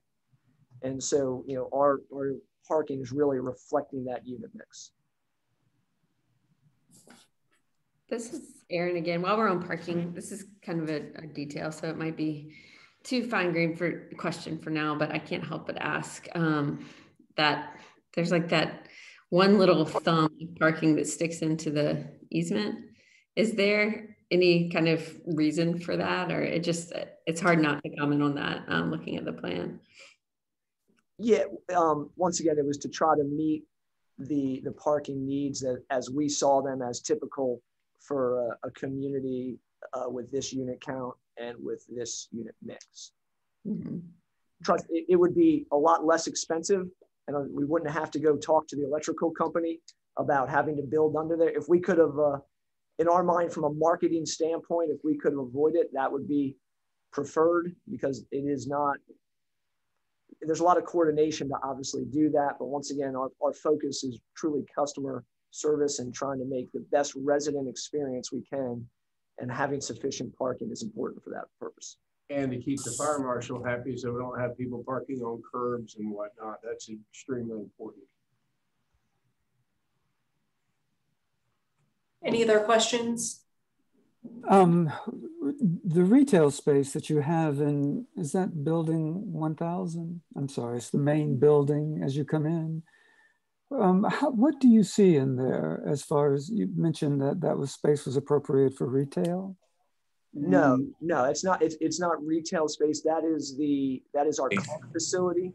So our club facility and our leasing facility will have amenities such as a coffee station for our residents, the club room, office, business center.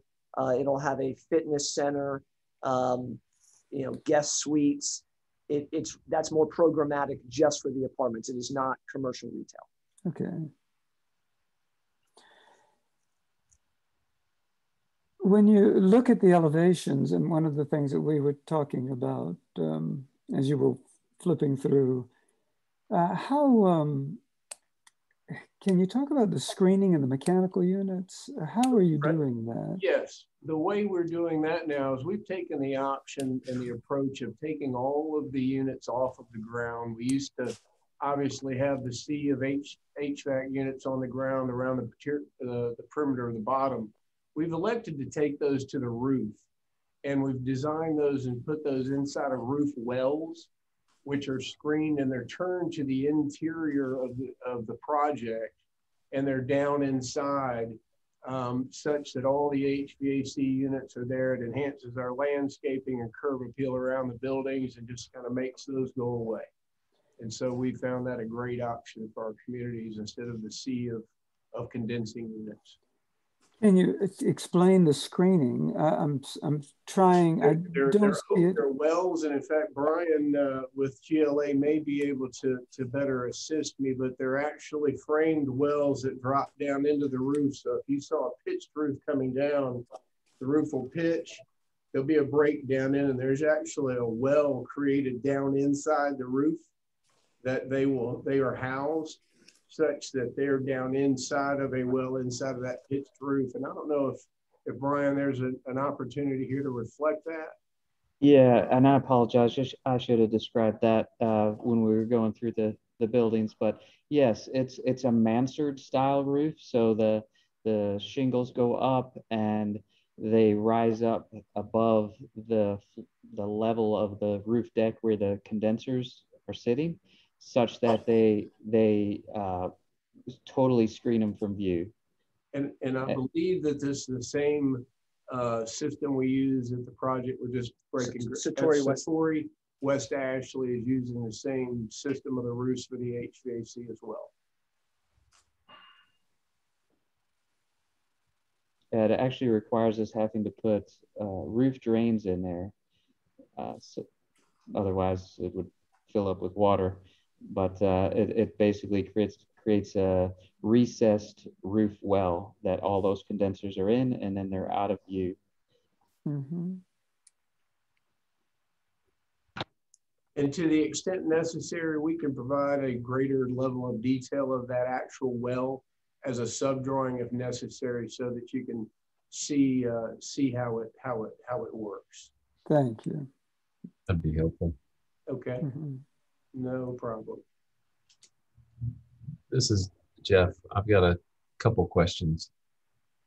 One is site related, but we can stay on these building elevations. I think that's important. Can you all hear me? Yes. Okay. Yes. Just kind of curious, Brian, you talked about these architectural elements as if they were just that, elements. And just kind of curious if you were to say that there was a particular influence that drove this architectural style, what would those influences be? It's kind of like a modern craftsman style, if I had to point to something. But you know, with the shed roof, large overhang, and large brackets, that's what I would say. It's an interesting predicament, and you talked about the streetscape that there is no buildings, and that is true. We are creating the streetscape. We are creating the context. And it's important to reflect our geographical and regional context. My other question is relative to, well, on this elevation here, can you, where your hand is, I think, David, can you describe what that gray box is on the roof in between column line? I can't tell what those column lines are.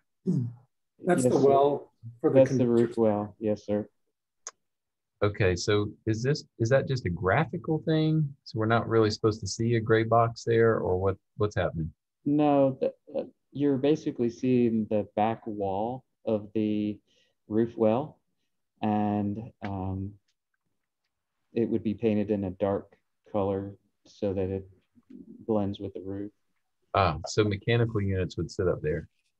They would be down in there, but you are seeing the back wall of that roof well beyond. Okay, I've seen a couple different strategies for that. This one's interesting. This is the one that you drive into, right, on access from Bees Ferry. Is that correct? This building? Yes. So as you're driving up, you would see this cut through the roof and see the back side of a service. No. This is the building, but the roof well would be on the back side. So you would see the north elevation there. Yeah, those are always oriented inward to the community, away from road views to the extent possible. I got you. North elevation faces Bees Ferry. Correct. Okay. I have a similar question to Brian's team at Thomas and Hutton in terms of the site development. If we can jump back over to the site plan. Again, the same question. I've heard a lot about site elements, zoning districts and trees that you want to save, but just kind of curious to hear your thoughts about what drove the building locations where they were, parking configurations and flow of the site. Sure. Well, at first, we went through several iterations, and the trees, and the trees ended up being a significant driver. We've also played around with the idea of maybe parking was against the Bees Ferry undisturbed buffer, just knowing the opaqueness of that and not really, the building's not truly being on Bees Ferry. However, I don't think that was the desire of city staff. So the buildings along Bees Ferry are obviously there for that reason. And then, we were limited to our site access on Bees Ferry Road. That area was limited to where we could actually get the access with DOT. So we wanted to provide that sense of arrival at building 1, so that, that kind of nailed down that building. And then the other buildings, the other 3 buildings were generally placed to provide some level of open space or amenity for the residents of each of those buildings. The one in the center, the smaller building 4, we got it up against the wetland with the open space behind it. And then again, the 2 on the right side of the page, the L-shaped, 6 and 5, or can't see the numbers, but 4 and 7. Yeah, 6 and 5. Yeah, actually 6 and 7 on the right. But those ended up being placed primarily just because of the tree locations and that big open space that the existing trees generated. And that became through some coordination directly with the city TRC staff and planning staff on how to navigate around those trees. And we saw it as a good opportunity to provide that large, expansive open space to the benefit of all the residents. And so, it kind of organically grew just due to those various items. And then a follow-up question, everything that's in this dark kind of olive green, is that wetland? Is that off limits that's Correct. left? Correct.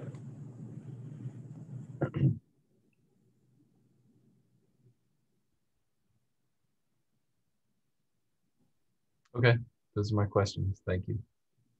Yes, sir. Any other questions from the board?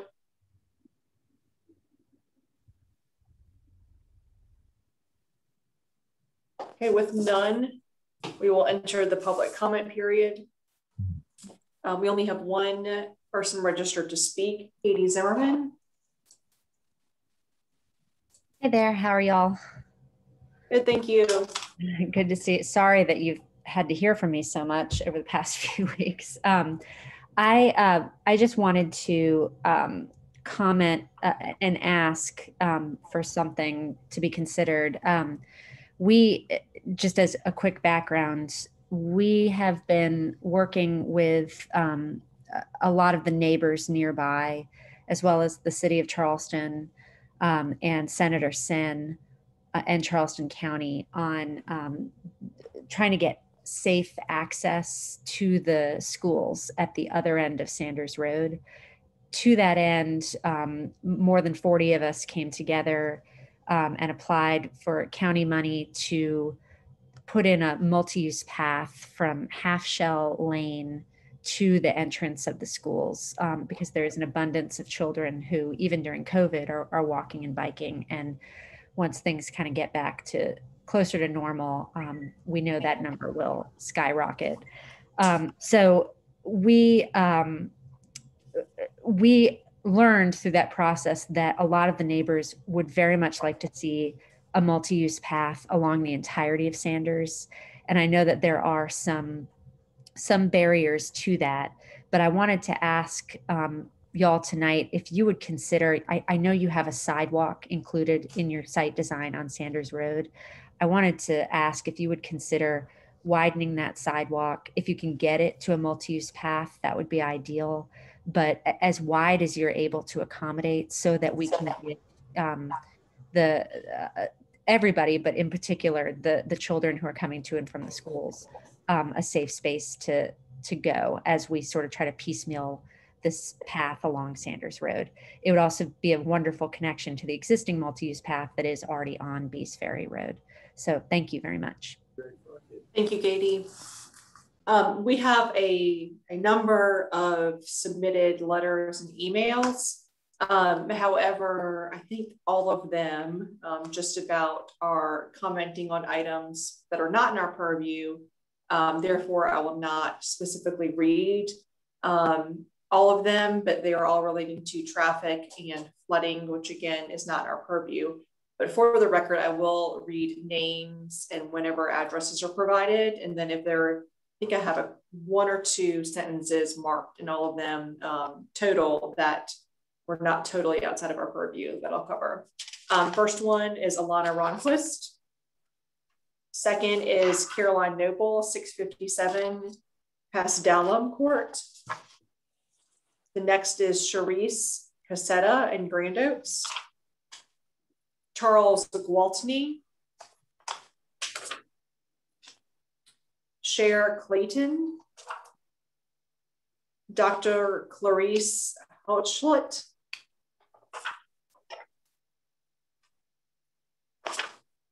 Daniel Gracie, 260 Gazania Way. Danielle Hoffman, 3131 Moonlight Drive. Dean O'Brien, 3006 Lazarette Lane. Jamie Ennis. Jennifer Kleiner, 851 Bibury Court. Jennifer Schroeder. John Holter, 2614 Dweller Court. Lieutenant Colonel John Milner, 736 Hunt Club Run. LaDon Page, 886 Hunt Club Run.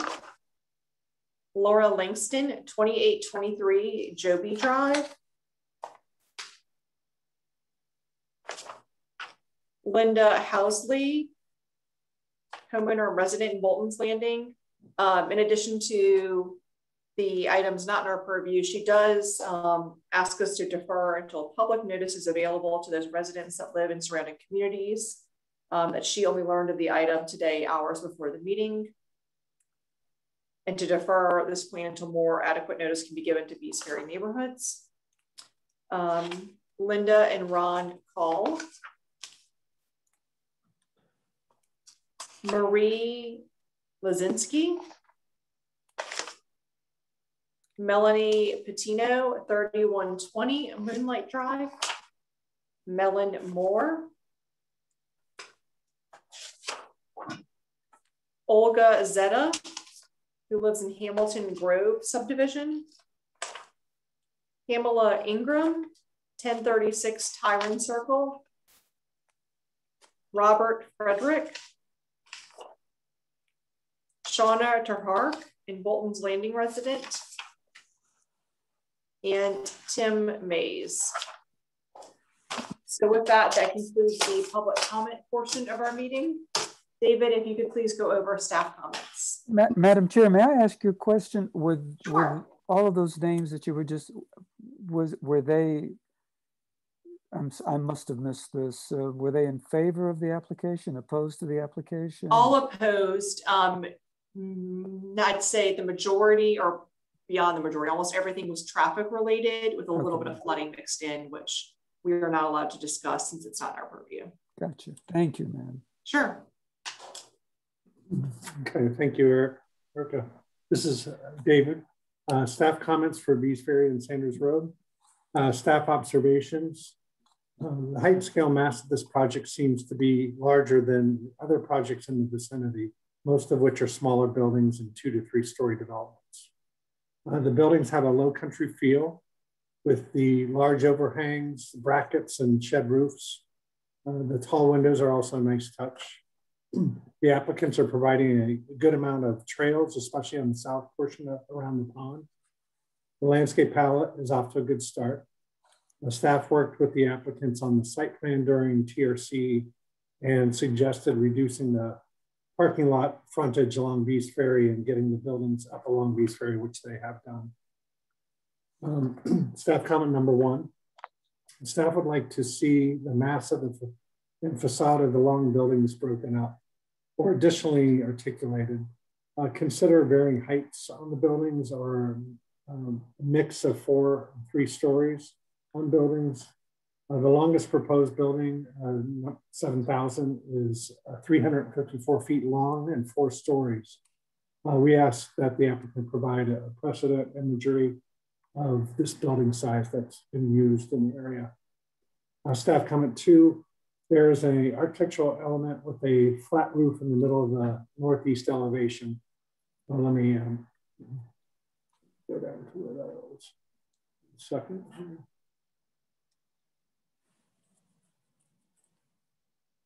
It's in the middle of several of the buildings.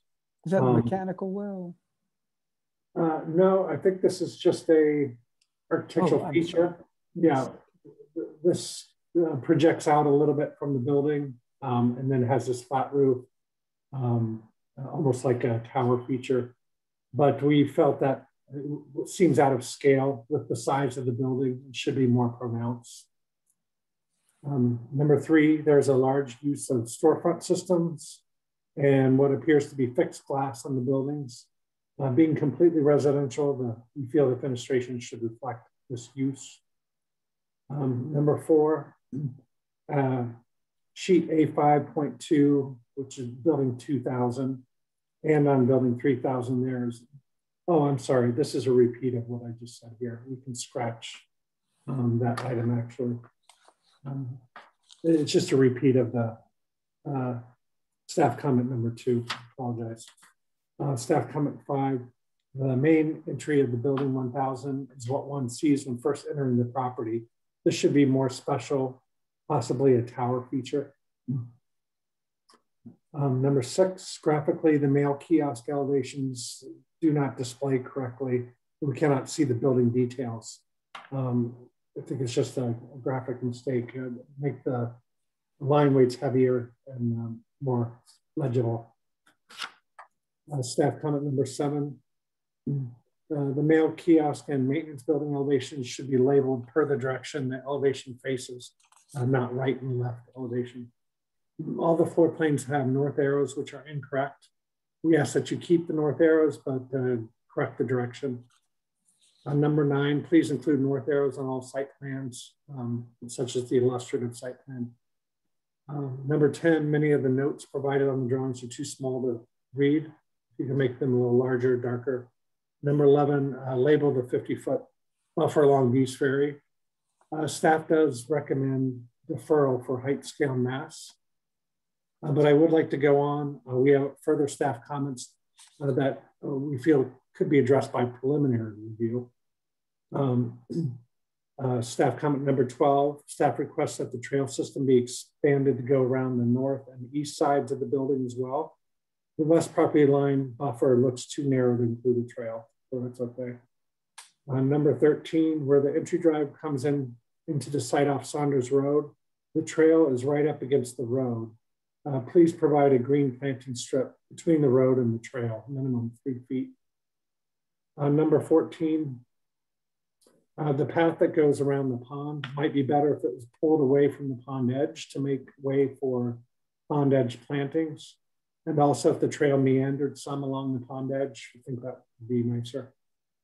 Number 15, staff is concerned about the amount of sod being specified in the parking lot islands that are surrounded by a raised curb, which makes it difficult for mower access.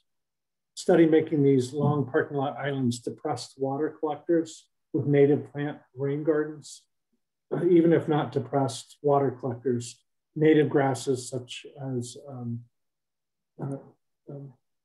native grasses and such are suggested over lawn sod.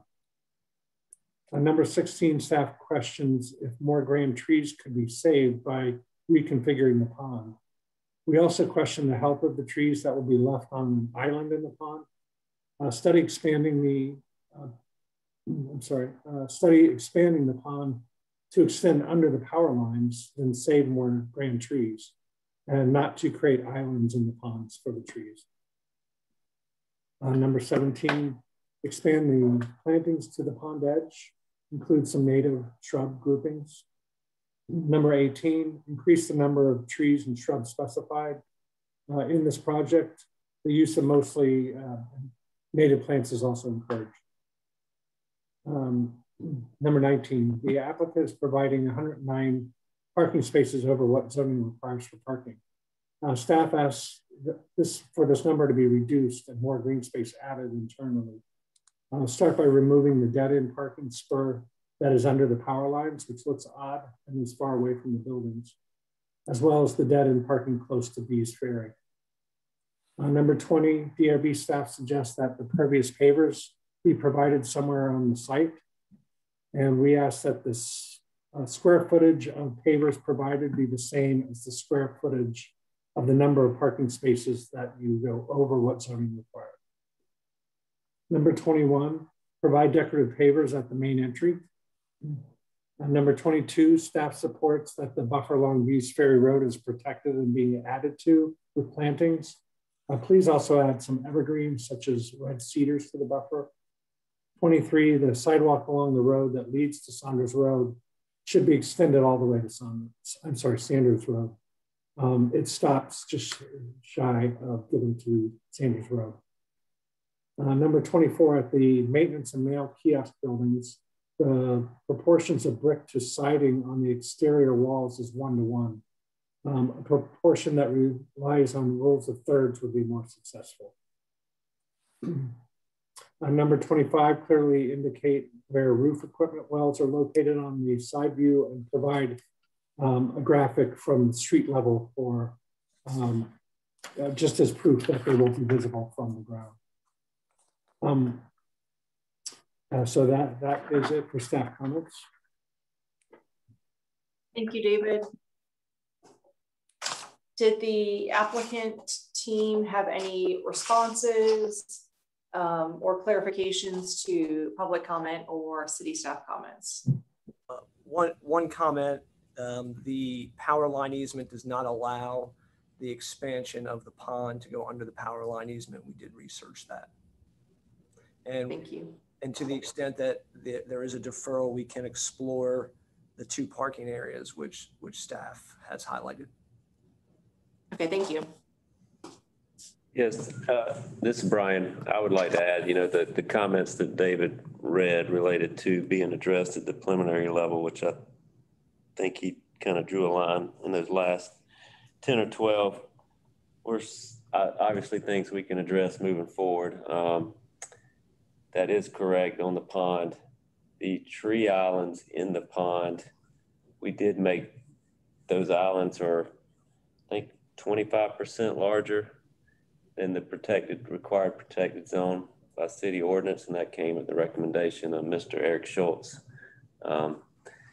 So we're hopeful that those are adequate. And in response to Ms. Zimmerman, there are challenges along Sanders Road related to availability and road shoulder to construct a sidewalk, as you probably know, but we'll certainly take your request under consideration as we move forward and see what we can do there. Okay, thank you. We are now in board discussion and or a motion. Madam Chair, this is Dinos. May I ask, I'm sorry, the applicant a question that I meant? I know you're smiling at me. I'm very familiar with Sanders Road and the neighborhood that is back there. It's predominantly low-income African-American families. Has there been any attempt to address this development with that neighborhood? Have you met with the neighbors? We have not met with any neighbors. Okay. Lance, have you met with any? We have not. I do not know whether or not the current owner of the property and his team, during this long process of rezoning and the like, did so at that point in time. Okay. The other question is an item, I guess, for David, if I may ask, and maybe Tori as well. Can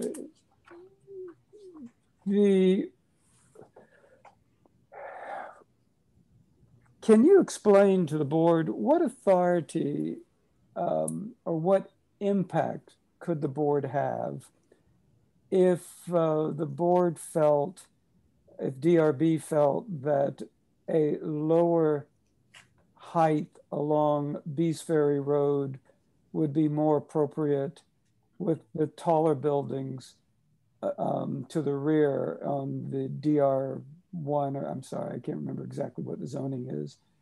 Do we have the ability to make that recommendation? As it was explained to me earlier today by Eric Schultz, the zoning doesn't allow for 4-story on the back portion of the site. Right. Now the buildings along Bees Ferry are zoned that it allows up to 55 feet, which is 4 stories, but they could go down to 3 stories. But does the board, and understanding that, does the board have any influence on BZA zoning if we sent back a recommendation that based upon the context and scale of this property, and particularly in the area, that the board feels that a 3-story buildings along Bees Ferry would be more appropriate, with 4 stories much more appropriate, considering the buffering of those buildings toward the rear of the property? I believe so, but I would feel more comfortable saying I would need to check on that. Okay, thank you. I guess since I've opened my big mouth, maybe I can finish up some items that, could you go back to the site plan for a moment, David? And by the way, something that I failed to say last application, and I did not want to forget on this application, is high compliments to staff for extremely comprehensive and well-written notes and recommendations. Thank you. Thank you. In this regard. There was a comment about the massing of the buildings, and you know, we dealt with this previously on an affordable housing complex on Johns Island, where just the scale and massing, and when I hear that building 7,000 is 354 feet in length, there's really great value in the interstitial space that can exist between smaller groupings of buildings. And I too feel, if I read staff's comments appropriately, that the scale of the buildings are very large and could probably benefit greatly by reducing the scale of each individual down to a smaller unit, to a smaller complex. The other issue is, I think, along the lines that, again, staff was mentioning, 109 parking spaces are extensive. If there are 109, I think that there is a policy that the board has followed in the past that anything over the zoning requirement would be soft parking. And one of the things that I certainly hope that would be, again, followed through to minimize the extent of hard pavement as it relates to the overall site and its scale. This is going to sound like a diss against civil engineers. Forgive me, it's not intended that way, Madam Chair or others. The site itself looks like it's completely structured around the parking and becomes very austere as a site itself. And my fellow board members may completely disagree, but boy, I would love to see a little bit more of a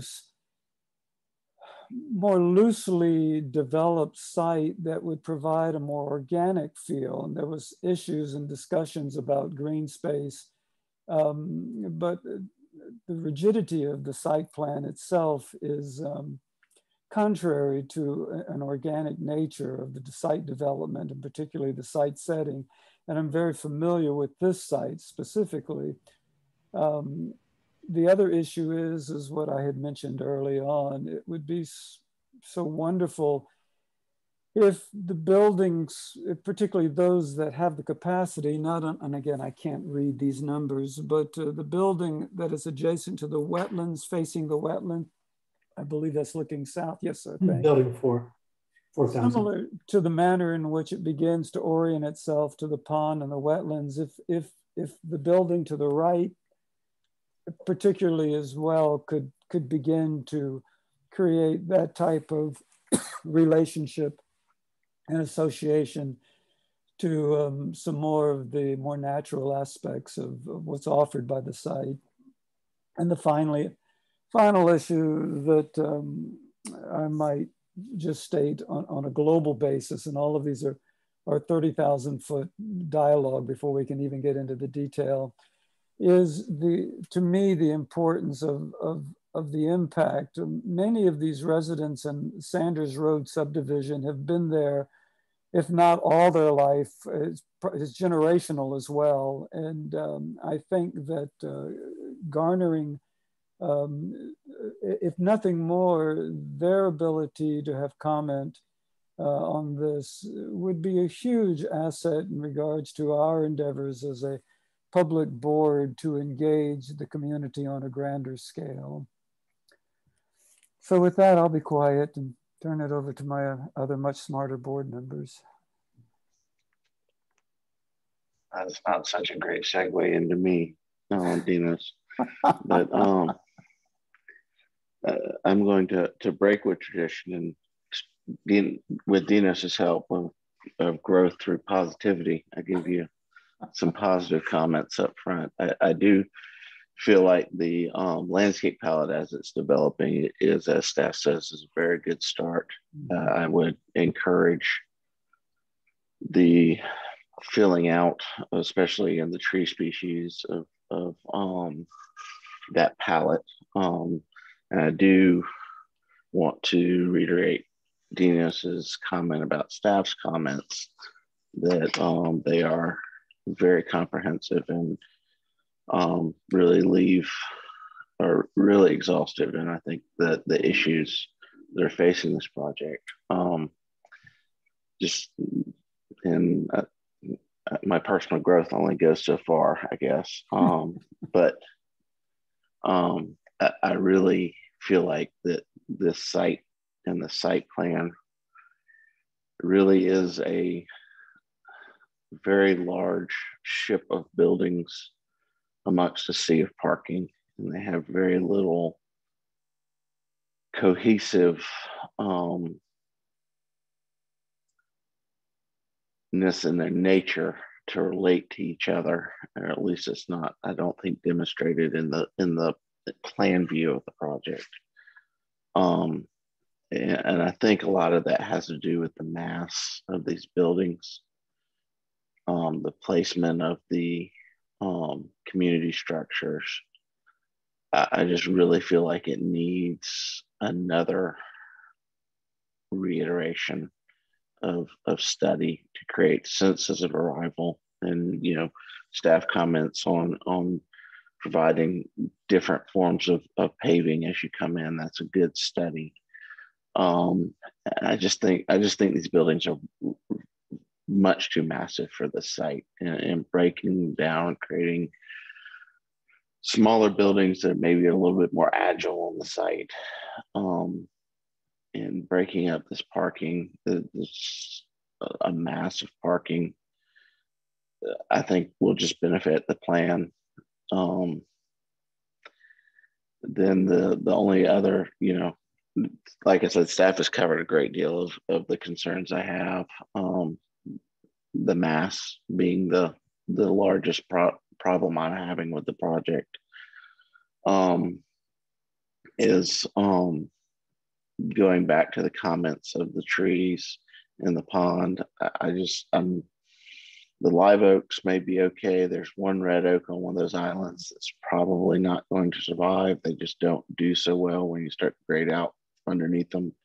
Granted, you're giving it a larger area than is required by the ordinance, but the ordinance really doesn't take into account the root structure of those trees, and the red oaks just tend to not do so well in that situation. So I understand you have a constraint with the ordinance and the drainage ordinance, but I would really take a look at some of those islands and some of those peninsulas and making sure you really give the root areas of those trees the room that they need.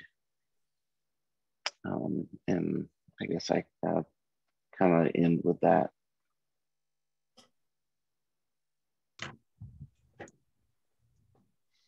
This is Jeff. I've got a couple of comments, and I'm not sure that they're cohesively organized, but I'll share what I have.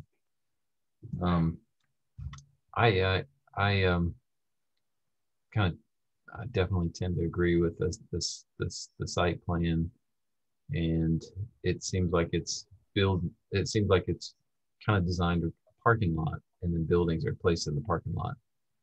And I would encourage you to kind of look at the opposite way, the buildings first, and then the parking comes second. I have a hard time seeing the flow or concept, and I think that was kind of communicated with the answer to the question. Part of me kind of wondered, can all these buildings be oriented up down throughout the site so that there's a smaller impact on Bees Ferry? I mean, if the buildings are going to be this long, then maybe they're turned so that they're marching soldiers perpendicular to Bees Ferry, with some interesting spaces between. Might be one thing to study. I would encourage that if we're going to put an access to an entry or an entry element, then the building needs to better respond to that access. the way that it's articulated now on building 1 or 1000, whichever one it's called, is a little puny. And I think Tori did a good job, or I'm sorry, David did a good job of communicating that in the comments. The length of the buildings is a concern. And when we look at what's been presented both in 2D elevations and the few 3D renderings, it's really hard to get a sense of that length.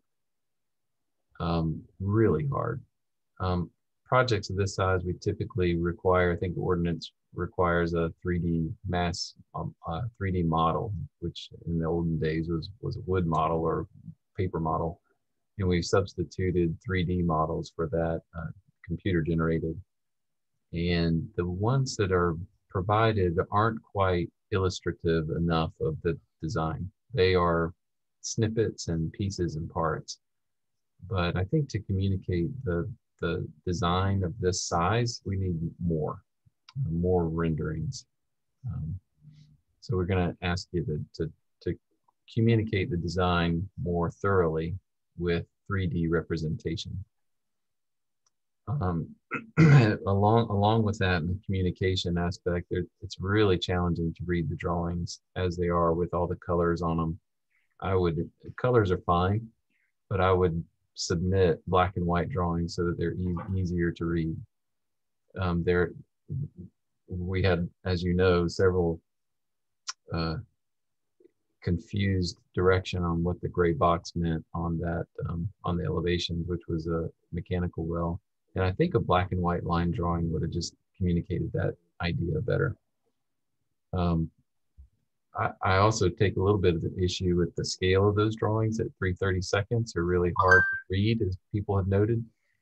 Small elevations are fine, but what we've seen in the past is doing enlarged blow-ups of not the entire building, just sections of the building that communicate the design.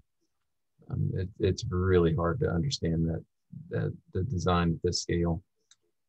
You know, I think David made a comment about the tower element. When I think of a tower element, I think that they're more dominant, and it's hard to get dominant in a tower element on something that's 400 feet long, 350 feet long. So I don't know if the towers are adequately doing what you want them to do. I like to embrace, if they were going to have a long building, I like to embrace it as a long building. And I'm seeing a lot of tricks architecturally that are just disguising a very long building. I would encourage you to minimize the ups and downs and the ins and outs and truly embrace the mass at which it is. And I think Dinos and Andy made the comment, if you made the building smaller, it's easier to grapple with the mass. I totally agree with that.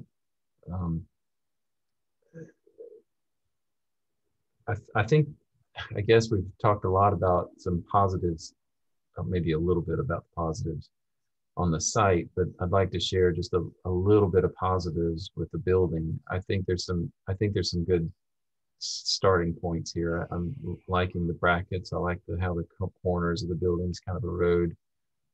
It sure would be nice to see some of those long buildings drop down in scale to maybe where the center portion is 4 stories and the ends get down to 3 stories.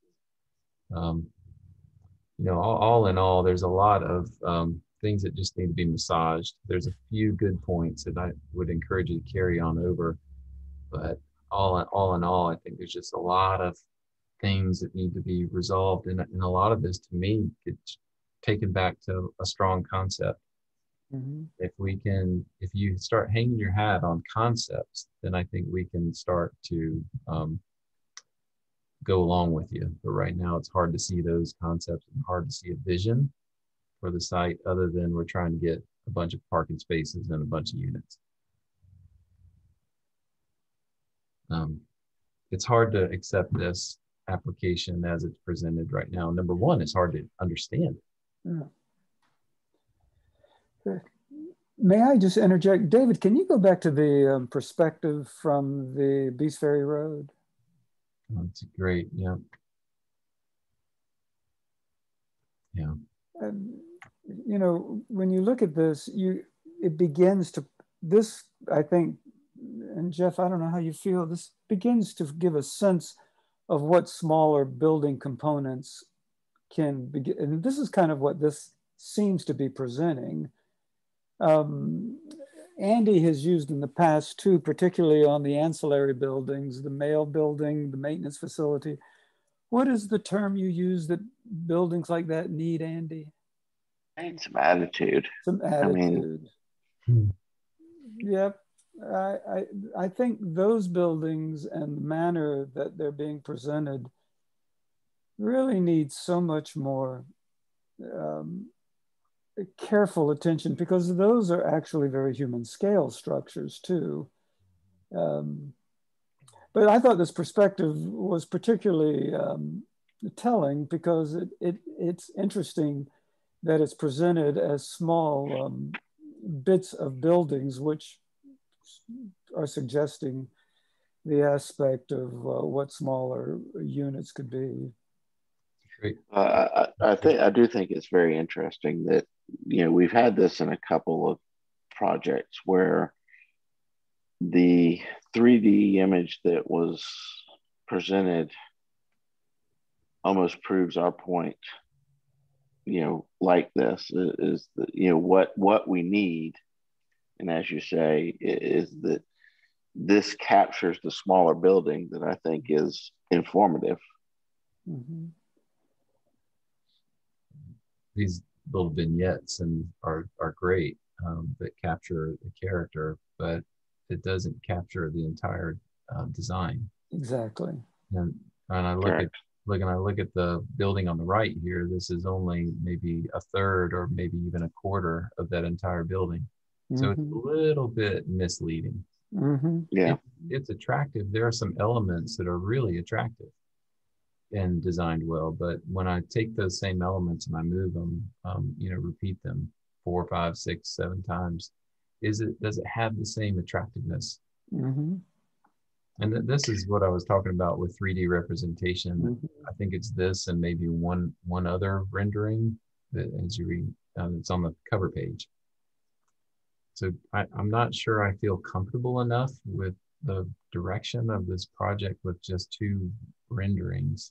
And not that we don't have the ability to judge 2D drawings, but even the 2D drawings are hard to read.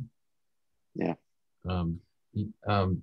In fact, on the floor plan, as we were talking about garages, I didn't even pick up that there were garages on the first floor. Mm-hmm. I think labeling those would be helpful in doing some sort of architectural site plan that would help to indicate what's going on from a paving strategy would help too.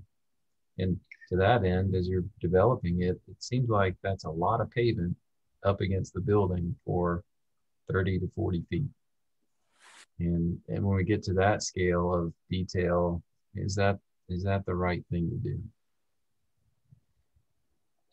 I would question. I mean, going back to your comment about the 3D renderings, doing something that's you know, just not of the building, directly of the building, but also of the site, and seeing 3-dimensionally, you know, even in a bird's eye or, you know, roof height, you know, that helps communicate better the relationship of these buildings. I think that we're asking to develop in the plan. That I think is something that we're not getting out of this plan. I would say that, you know, as you develop these buildings, you know, placing that in the site, in addition to giving us good character design, good character renderings of the building, I think will help communicate where you're going and your concept, you know, later. It's a good point, and it speaks to the quality of renderings. It's a great point, Andy. You can convey a lot with a simple rendering, and these are nice, high quality renderings that are intended to show character. But I think we need to probably take a step or 2 back and say, show renderings that show design concept, and space between buildings. Yeah, they don't have to be this polished, publishable for this board. Although it's tricky because this board is also public. any information is publishable, I guess. So tricky, but it's helpful to convey the design. It's hard to see the design being conveyed accurately in what we've been presented. That's tough. May I pursue my original question to David for a moment? Madam Chair, is it within our purview to, and I don't know how the rest of the board feels, but to ask that the applicant, with our DRB support, if it's so desired, go back to BZA zoning with a request that 3-story structures would be along Beast Ferry with 4-story structures further to the interior of the site? I would need to look into that. I'm not sure what would be involved with that. It'd be a zoning change, I presume, for the portion that now states you can only get 3 stories on the interior of the site. It primarily is as I think it's BZA zoning that you would have to go back to, and yeah, it would be a zoning variance with BZA zoning, just like you said, Dinos. I think you have a unique case that wouldn't set a precedent in this instance based on the different zonings, based on the configuration of the site with the wetlands, the ponds, the buffers. It's just what is in our purview, and are we allowed to only suggest that or require that, or I don't know that it and once again, as Dina says, this is totally, you know, maybe off base, but I don't think it's necessarily our place to say, you know, this is what you need to pursue when it comes to the purview of another board. I do think that we should say we would support as a board if you were to ask for this. We would provide support from our point of view. And you know, these are the things that we feel that are inappropriate for our board and the problems we're having. And if you were to pursue a variance, we would support it, but you also need to come back and provide us a solution. You know, I would agree with all of that, Andy. I would too. It's very well stated. And that it's a suggestion, but by no means a requirement. But our support would be granted with that being the case. I'd like to just point out, this is the boundary line for that zoning, the 2 zoning districts. So it divides this building, and it also divides this building. So really these 2 buildings are the only 2 buildings that are required to be 4 stories. So any of the other buildings could be 3-story. And I think, and this is something to discuss with Lee, obviously, but I think that where you have 2 zoning districts that meet each other and have a split zoning like this, there is an extension of that zone, that the rules across that zoning for a certain area. It may not be that whole building, but that's just something to discuss with Lee. We've had a situation like that in the past on another project. And it is tricky when you have a split like that. And it's why I think the ordinance tries to avoid those sorts of situations where you have split zoning on the same property. I mean, I don't know what the answer is. I mean, once again, I think it's a suggestion to the applicant, and the applicant has to pursue an answer, knowing that we would support a variance in that manner. And I like the way you put that, Andy. That was a great way that you worded the thoughts.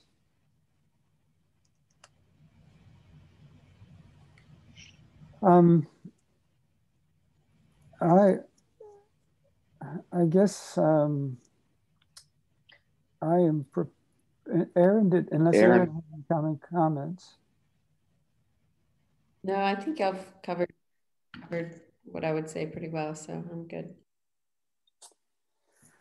Well, I'm back to my old position again of wanting to help the applicant to the greatest extent. And even though my motion may not make it sound like I am, it's truly an issue to ensure that there's clarity in terms of what the board is looking for. And I'm just curious, I'm thinking that based on all the conversation that we've had right here, and particularly in regards to the issues associated, especially with the site and the development of the site, that and the breaking up of the buildings, it almost warrants a denial as opposed to a deferral. Do you guys have any comments? I mean, any hard thoughts about that? I mean, I support the defer or denial. I just think on the basis of height, scale, and mass, and general architectural direction when it comes to the site, that I would support denial. Well, okay, you guys know me on my motion, so help me out here. I am going to move for denial for height, scale, and mass, with including staff comments 1 through 11. And now y'all need to help me, Madam Chair, for comments 12 through 25. Can they be included in the motion if they are related to preliminary? Go ahead. Dinos, this is your motion, but I would say that because those are suggestions to preliminary, that we should probably leave those out. I don't disagree. So staff comments 1 through 11. Board comments encourage the applicant to meet with the surrounding neighborhood. Encourage the applicant to provide additional 3D renderings that represent the development more completely.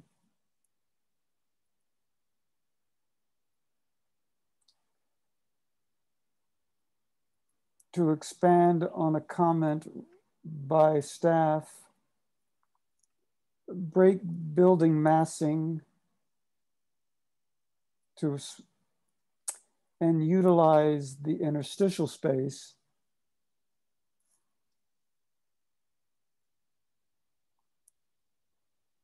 I'm sorry, utilize what? The interstitial space, the space in between the buildings.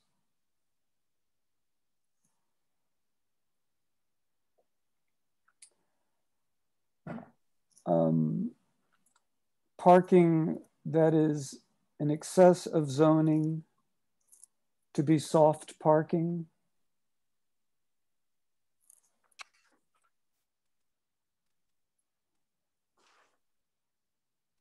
Does that mean pervious?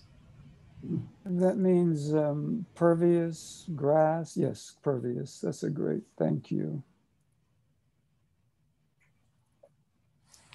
And then to encourage the applicant, okay, help me with this, encourage the applicant with the support of the board to pursue a variance. Go ahead, Andy. I would say, and once again, that we feel that there's a need to should the applicant pursue a variance with BZA, the DRB will support it. Right. That's correct. I don't want to put anything on, on that other than we would support it. I'll say BZA because I want to tie it to what we were talking about. So I have it covered. Let me know when I read it back if it's incorrect. Okay. Did I leave anything out? I think that you've touched on all the points.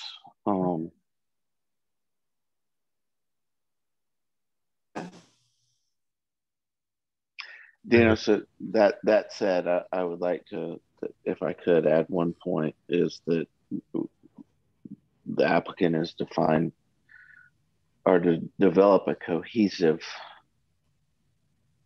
site plan with relationships between the buildings.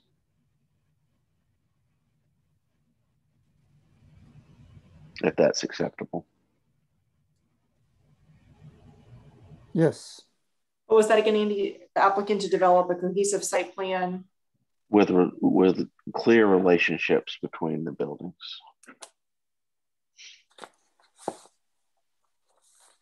Okay. So we have a motion for denial based on staff comments 1 through 11. Board comments: 1, encourage the applicant to meet with surrounding neighborhoods. 2, provide 3D renderings that represent the development more completely. 3, expand on staff's comment to break up buildings and massings and utilize the space in between buildings. 4, parking in excess of zoning shall be pervious. 5, should the applicant pursue a variance with BZA in order to solve the height challenges with the split zoning, DRB will offer official support. 6, the applicant shall develop a cohesive site plan with clear relationships between the buildings. Sounds good. Is that good, Dinos? That's perfect. Is there a second? This is Andy. I'll second Dinos's motion. Thanks, Andy. I'll now call roll. Jeff? Aye, in favor. Aaron? Yes, in favor. And then I am also yes in favor. Thank you everyone very much. We are moving on to item number 3, approval of the minutes from the April 5th, 2021 meeting. Is there a motion to approve? So moved. Thank you, Dinos. Is there a second? Second. Jeff. Thank you, Jeff. Andy? Yes, it's Andy, yes in favor. Aaron? Yes, in favor. And then I am also yes in favor, and we are done. Yeah. I think David wanted to talk to us. Just briefly, I wanted to let everybody know that there's been discussion of possibly going back to live meetings. Only being discussed now. We'll know all the ins and outs. We had a meeting today that I had to miss. But I just wanted to gauge everybody, see how they felt, if they were comfortable with coming back. If, of course, we would set up the room for social distancing. I'm not sure how that would work yet, but maybe get a second set of tables for the board to space out people better. But I was just curious to see if people felt they were ready to come back in person. Absolutely. Yes. Has the city adopted the 3-foot distance that CDC is now recommending, David, as opposed to the 6-foot? I haven't heard anything about that. Okay, So I was just curious. It may have been in an email I missed. I don't know. Possibly. Do you know how soon that would start? Like what they're talking about as far as dates go? No, not at all. Yeah, it might be down the road a little bit. Okay. Yeah. Aaron, are you sensitive to that as you're expecting any? Well, I was just thinking about that. I know that's a whole other issue, but I technically I'm supposed to go into quarantine. I mean, I'm in the office right now. I'm coming to work, but I have to go into quarantine starting on May 6th until the baby comes. And then, I'm due May 27th. So after that, I don't know, I don't quite know what my schedule will be. So that's why I was trying to figure out what the timeline looks like, Yeah. Yeah, it could be quite a ways down the road. I mean, the way the wheels of government turn. Yeah, and David, I would think that if, you know, I'm sure Aaron's not the only one in this situation with, you know, whether expecting or immunocompromised or something, that there would be accommodations made for public or board members to still participate virtually, I would assume. Sure. I would think that would be a definite, that we could still somehow incorporate people with Zoom. Yeah. Well, anyway, good job, everybody. Back at you. Thank you. Yes. Oh, well done. And, yeah, those were tough items, and y'all did a great job with staff comments. Yes. And Erica, you are my hero in putting all of those letters together and reading names. You were phenomenal. Yeah. I hope it was long and arduous, but I you know, they got to be read, and it's an important part of our process. But I mean, if the ones for, I mean, there was a lot of just boilerplate submittals this meeting that people copied and pasted the same template or given it by someone on either side of the coin, you know, but it was printing them out. I definitely killed a lot of trees today. Well, you did an excellent job in walking. Oh, thank you. It's a team effort for sure.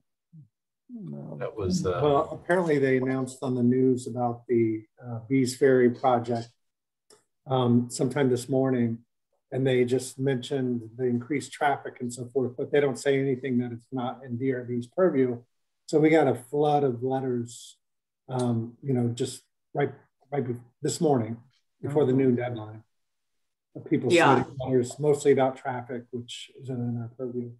But yeah, I felt bad that they dumped all these letters on Erica. Didn't have time to.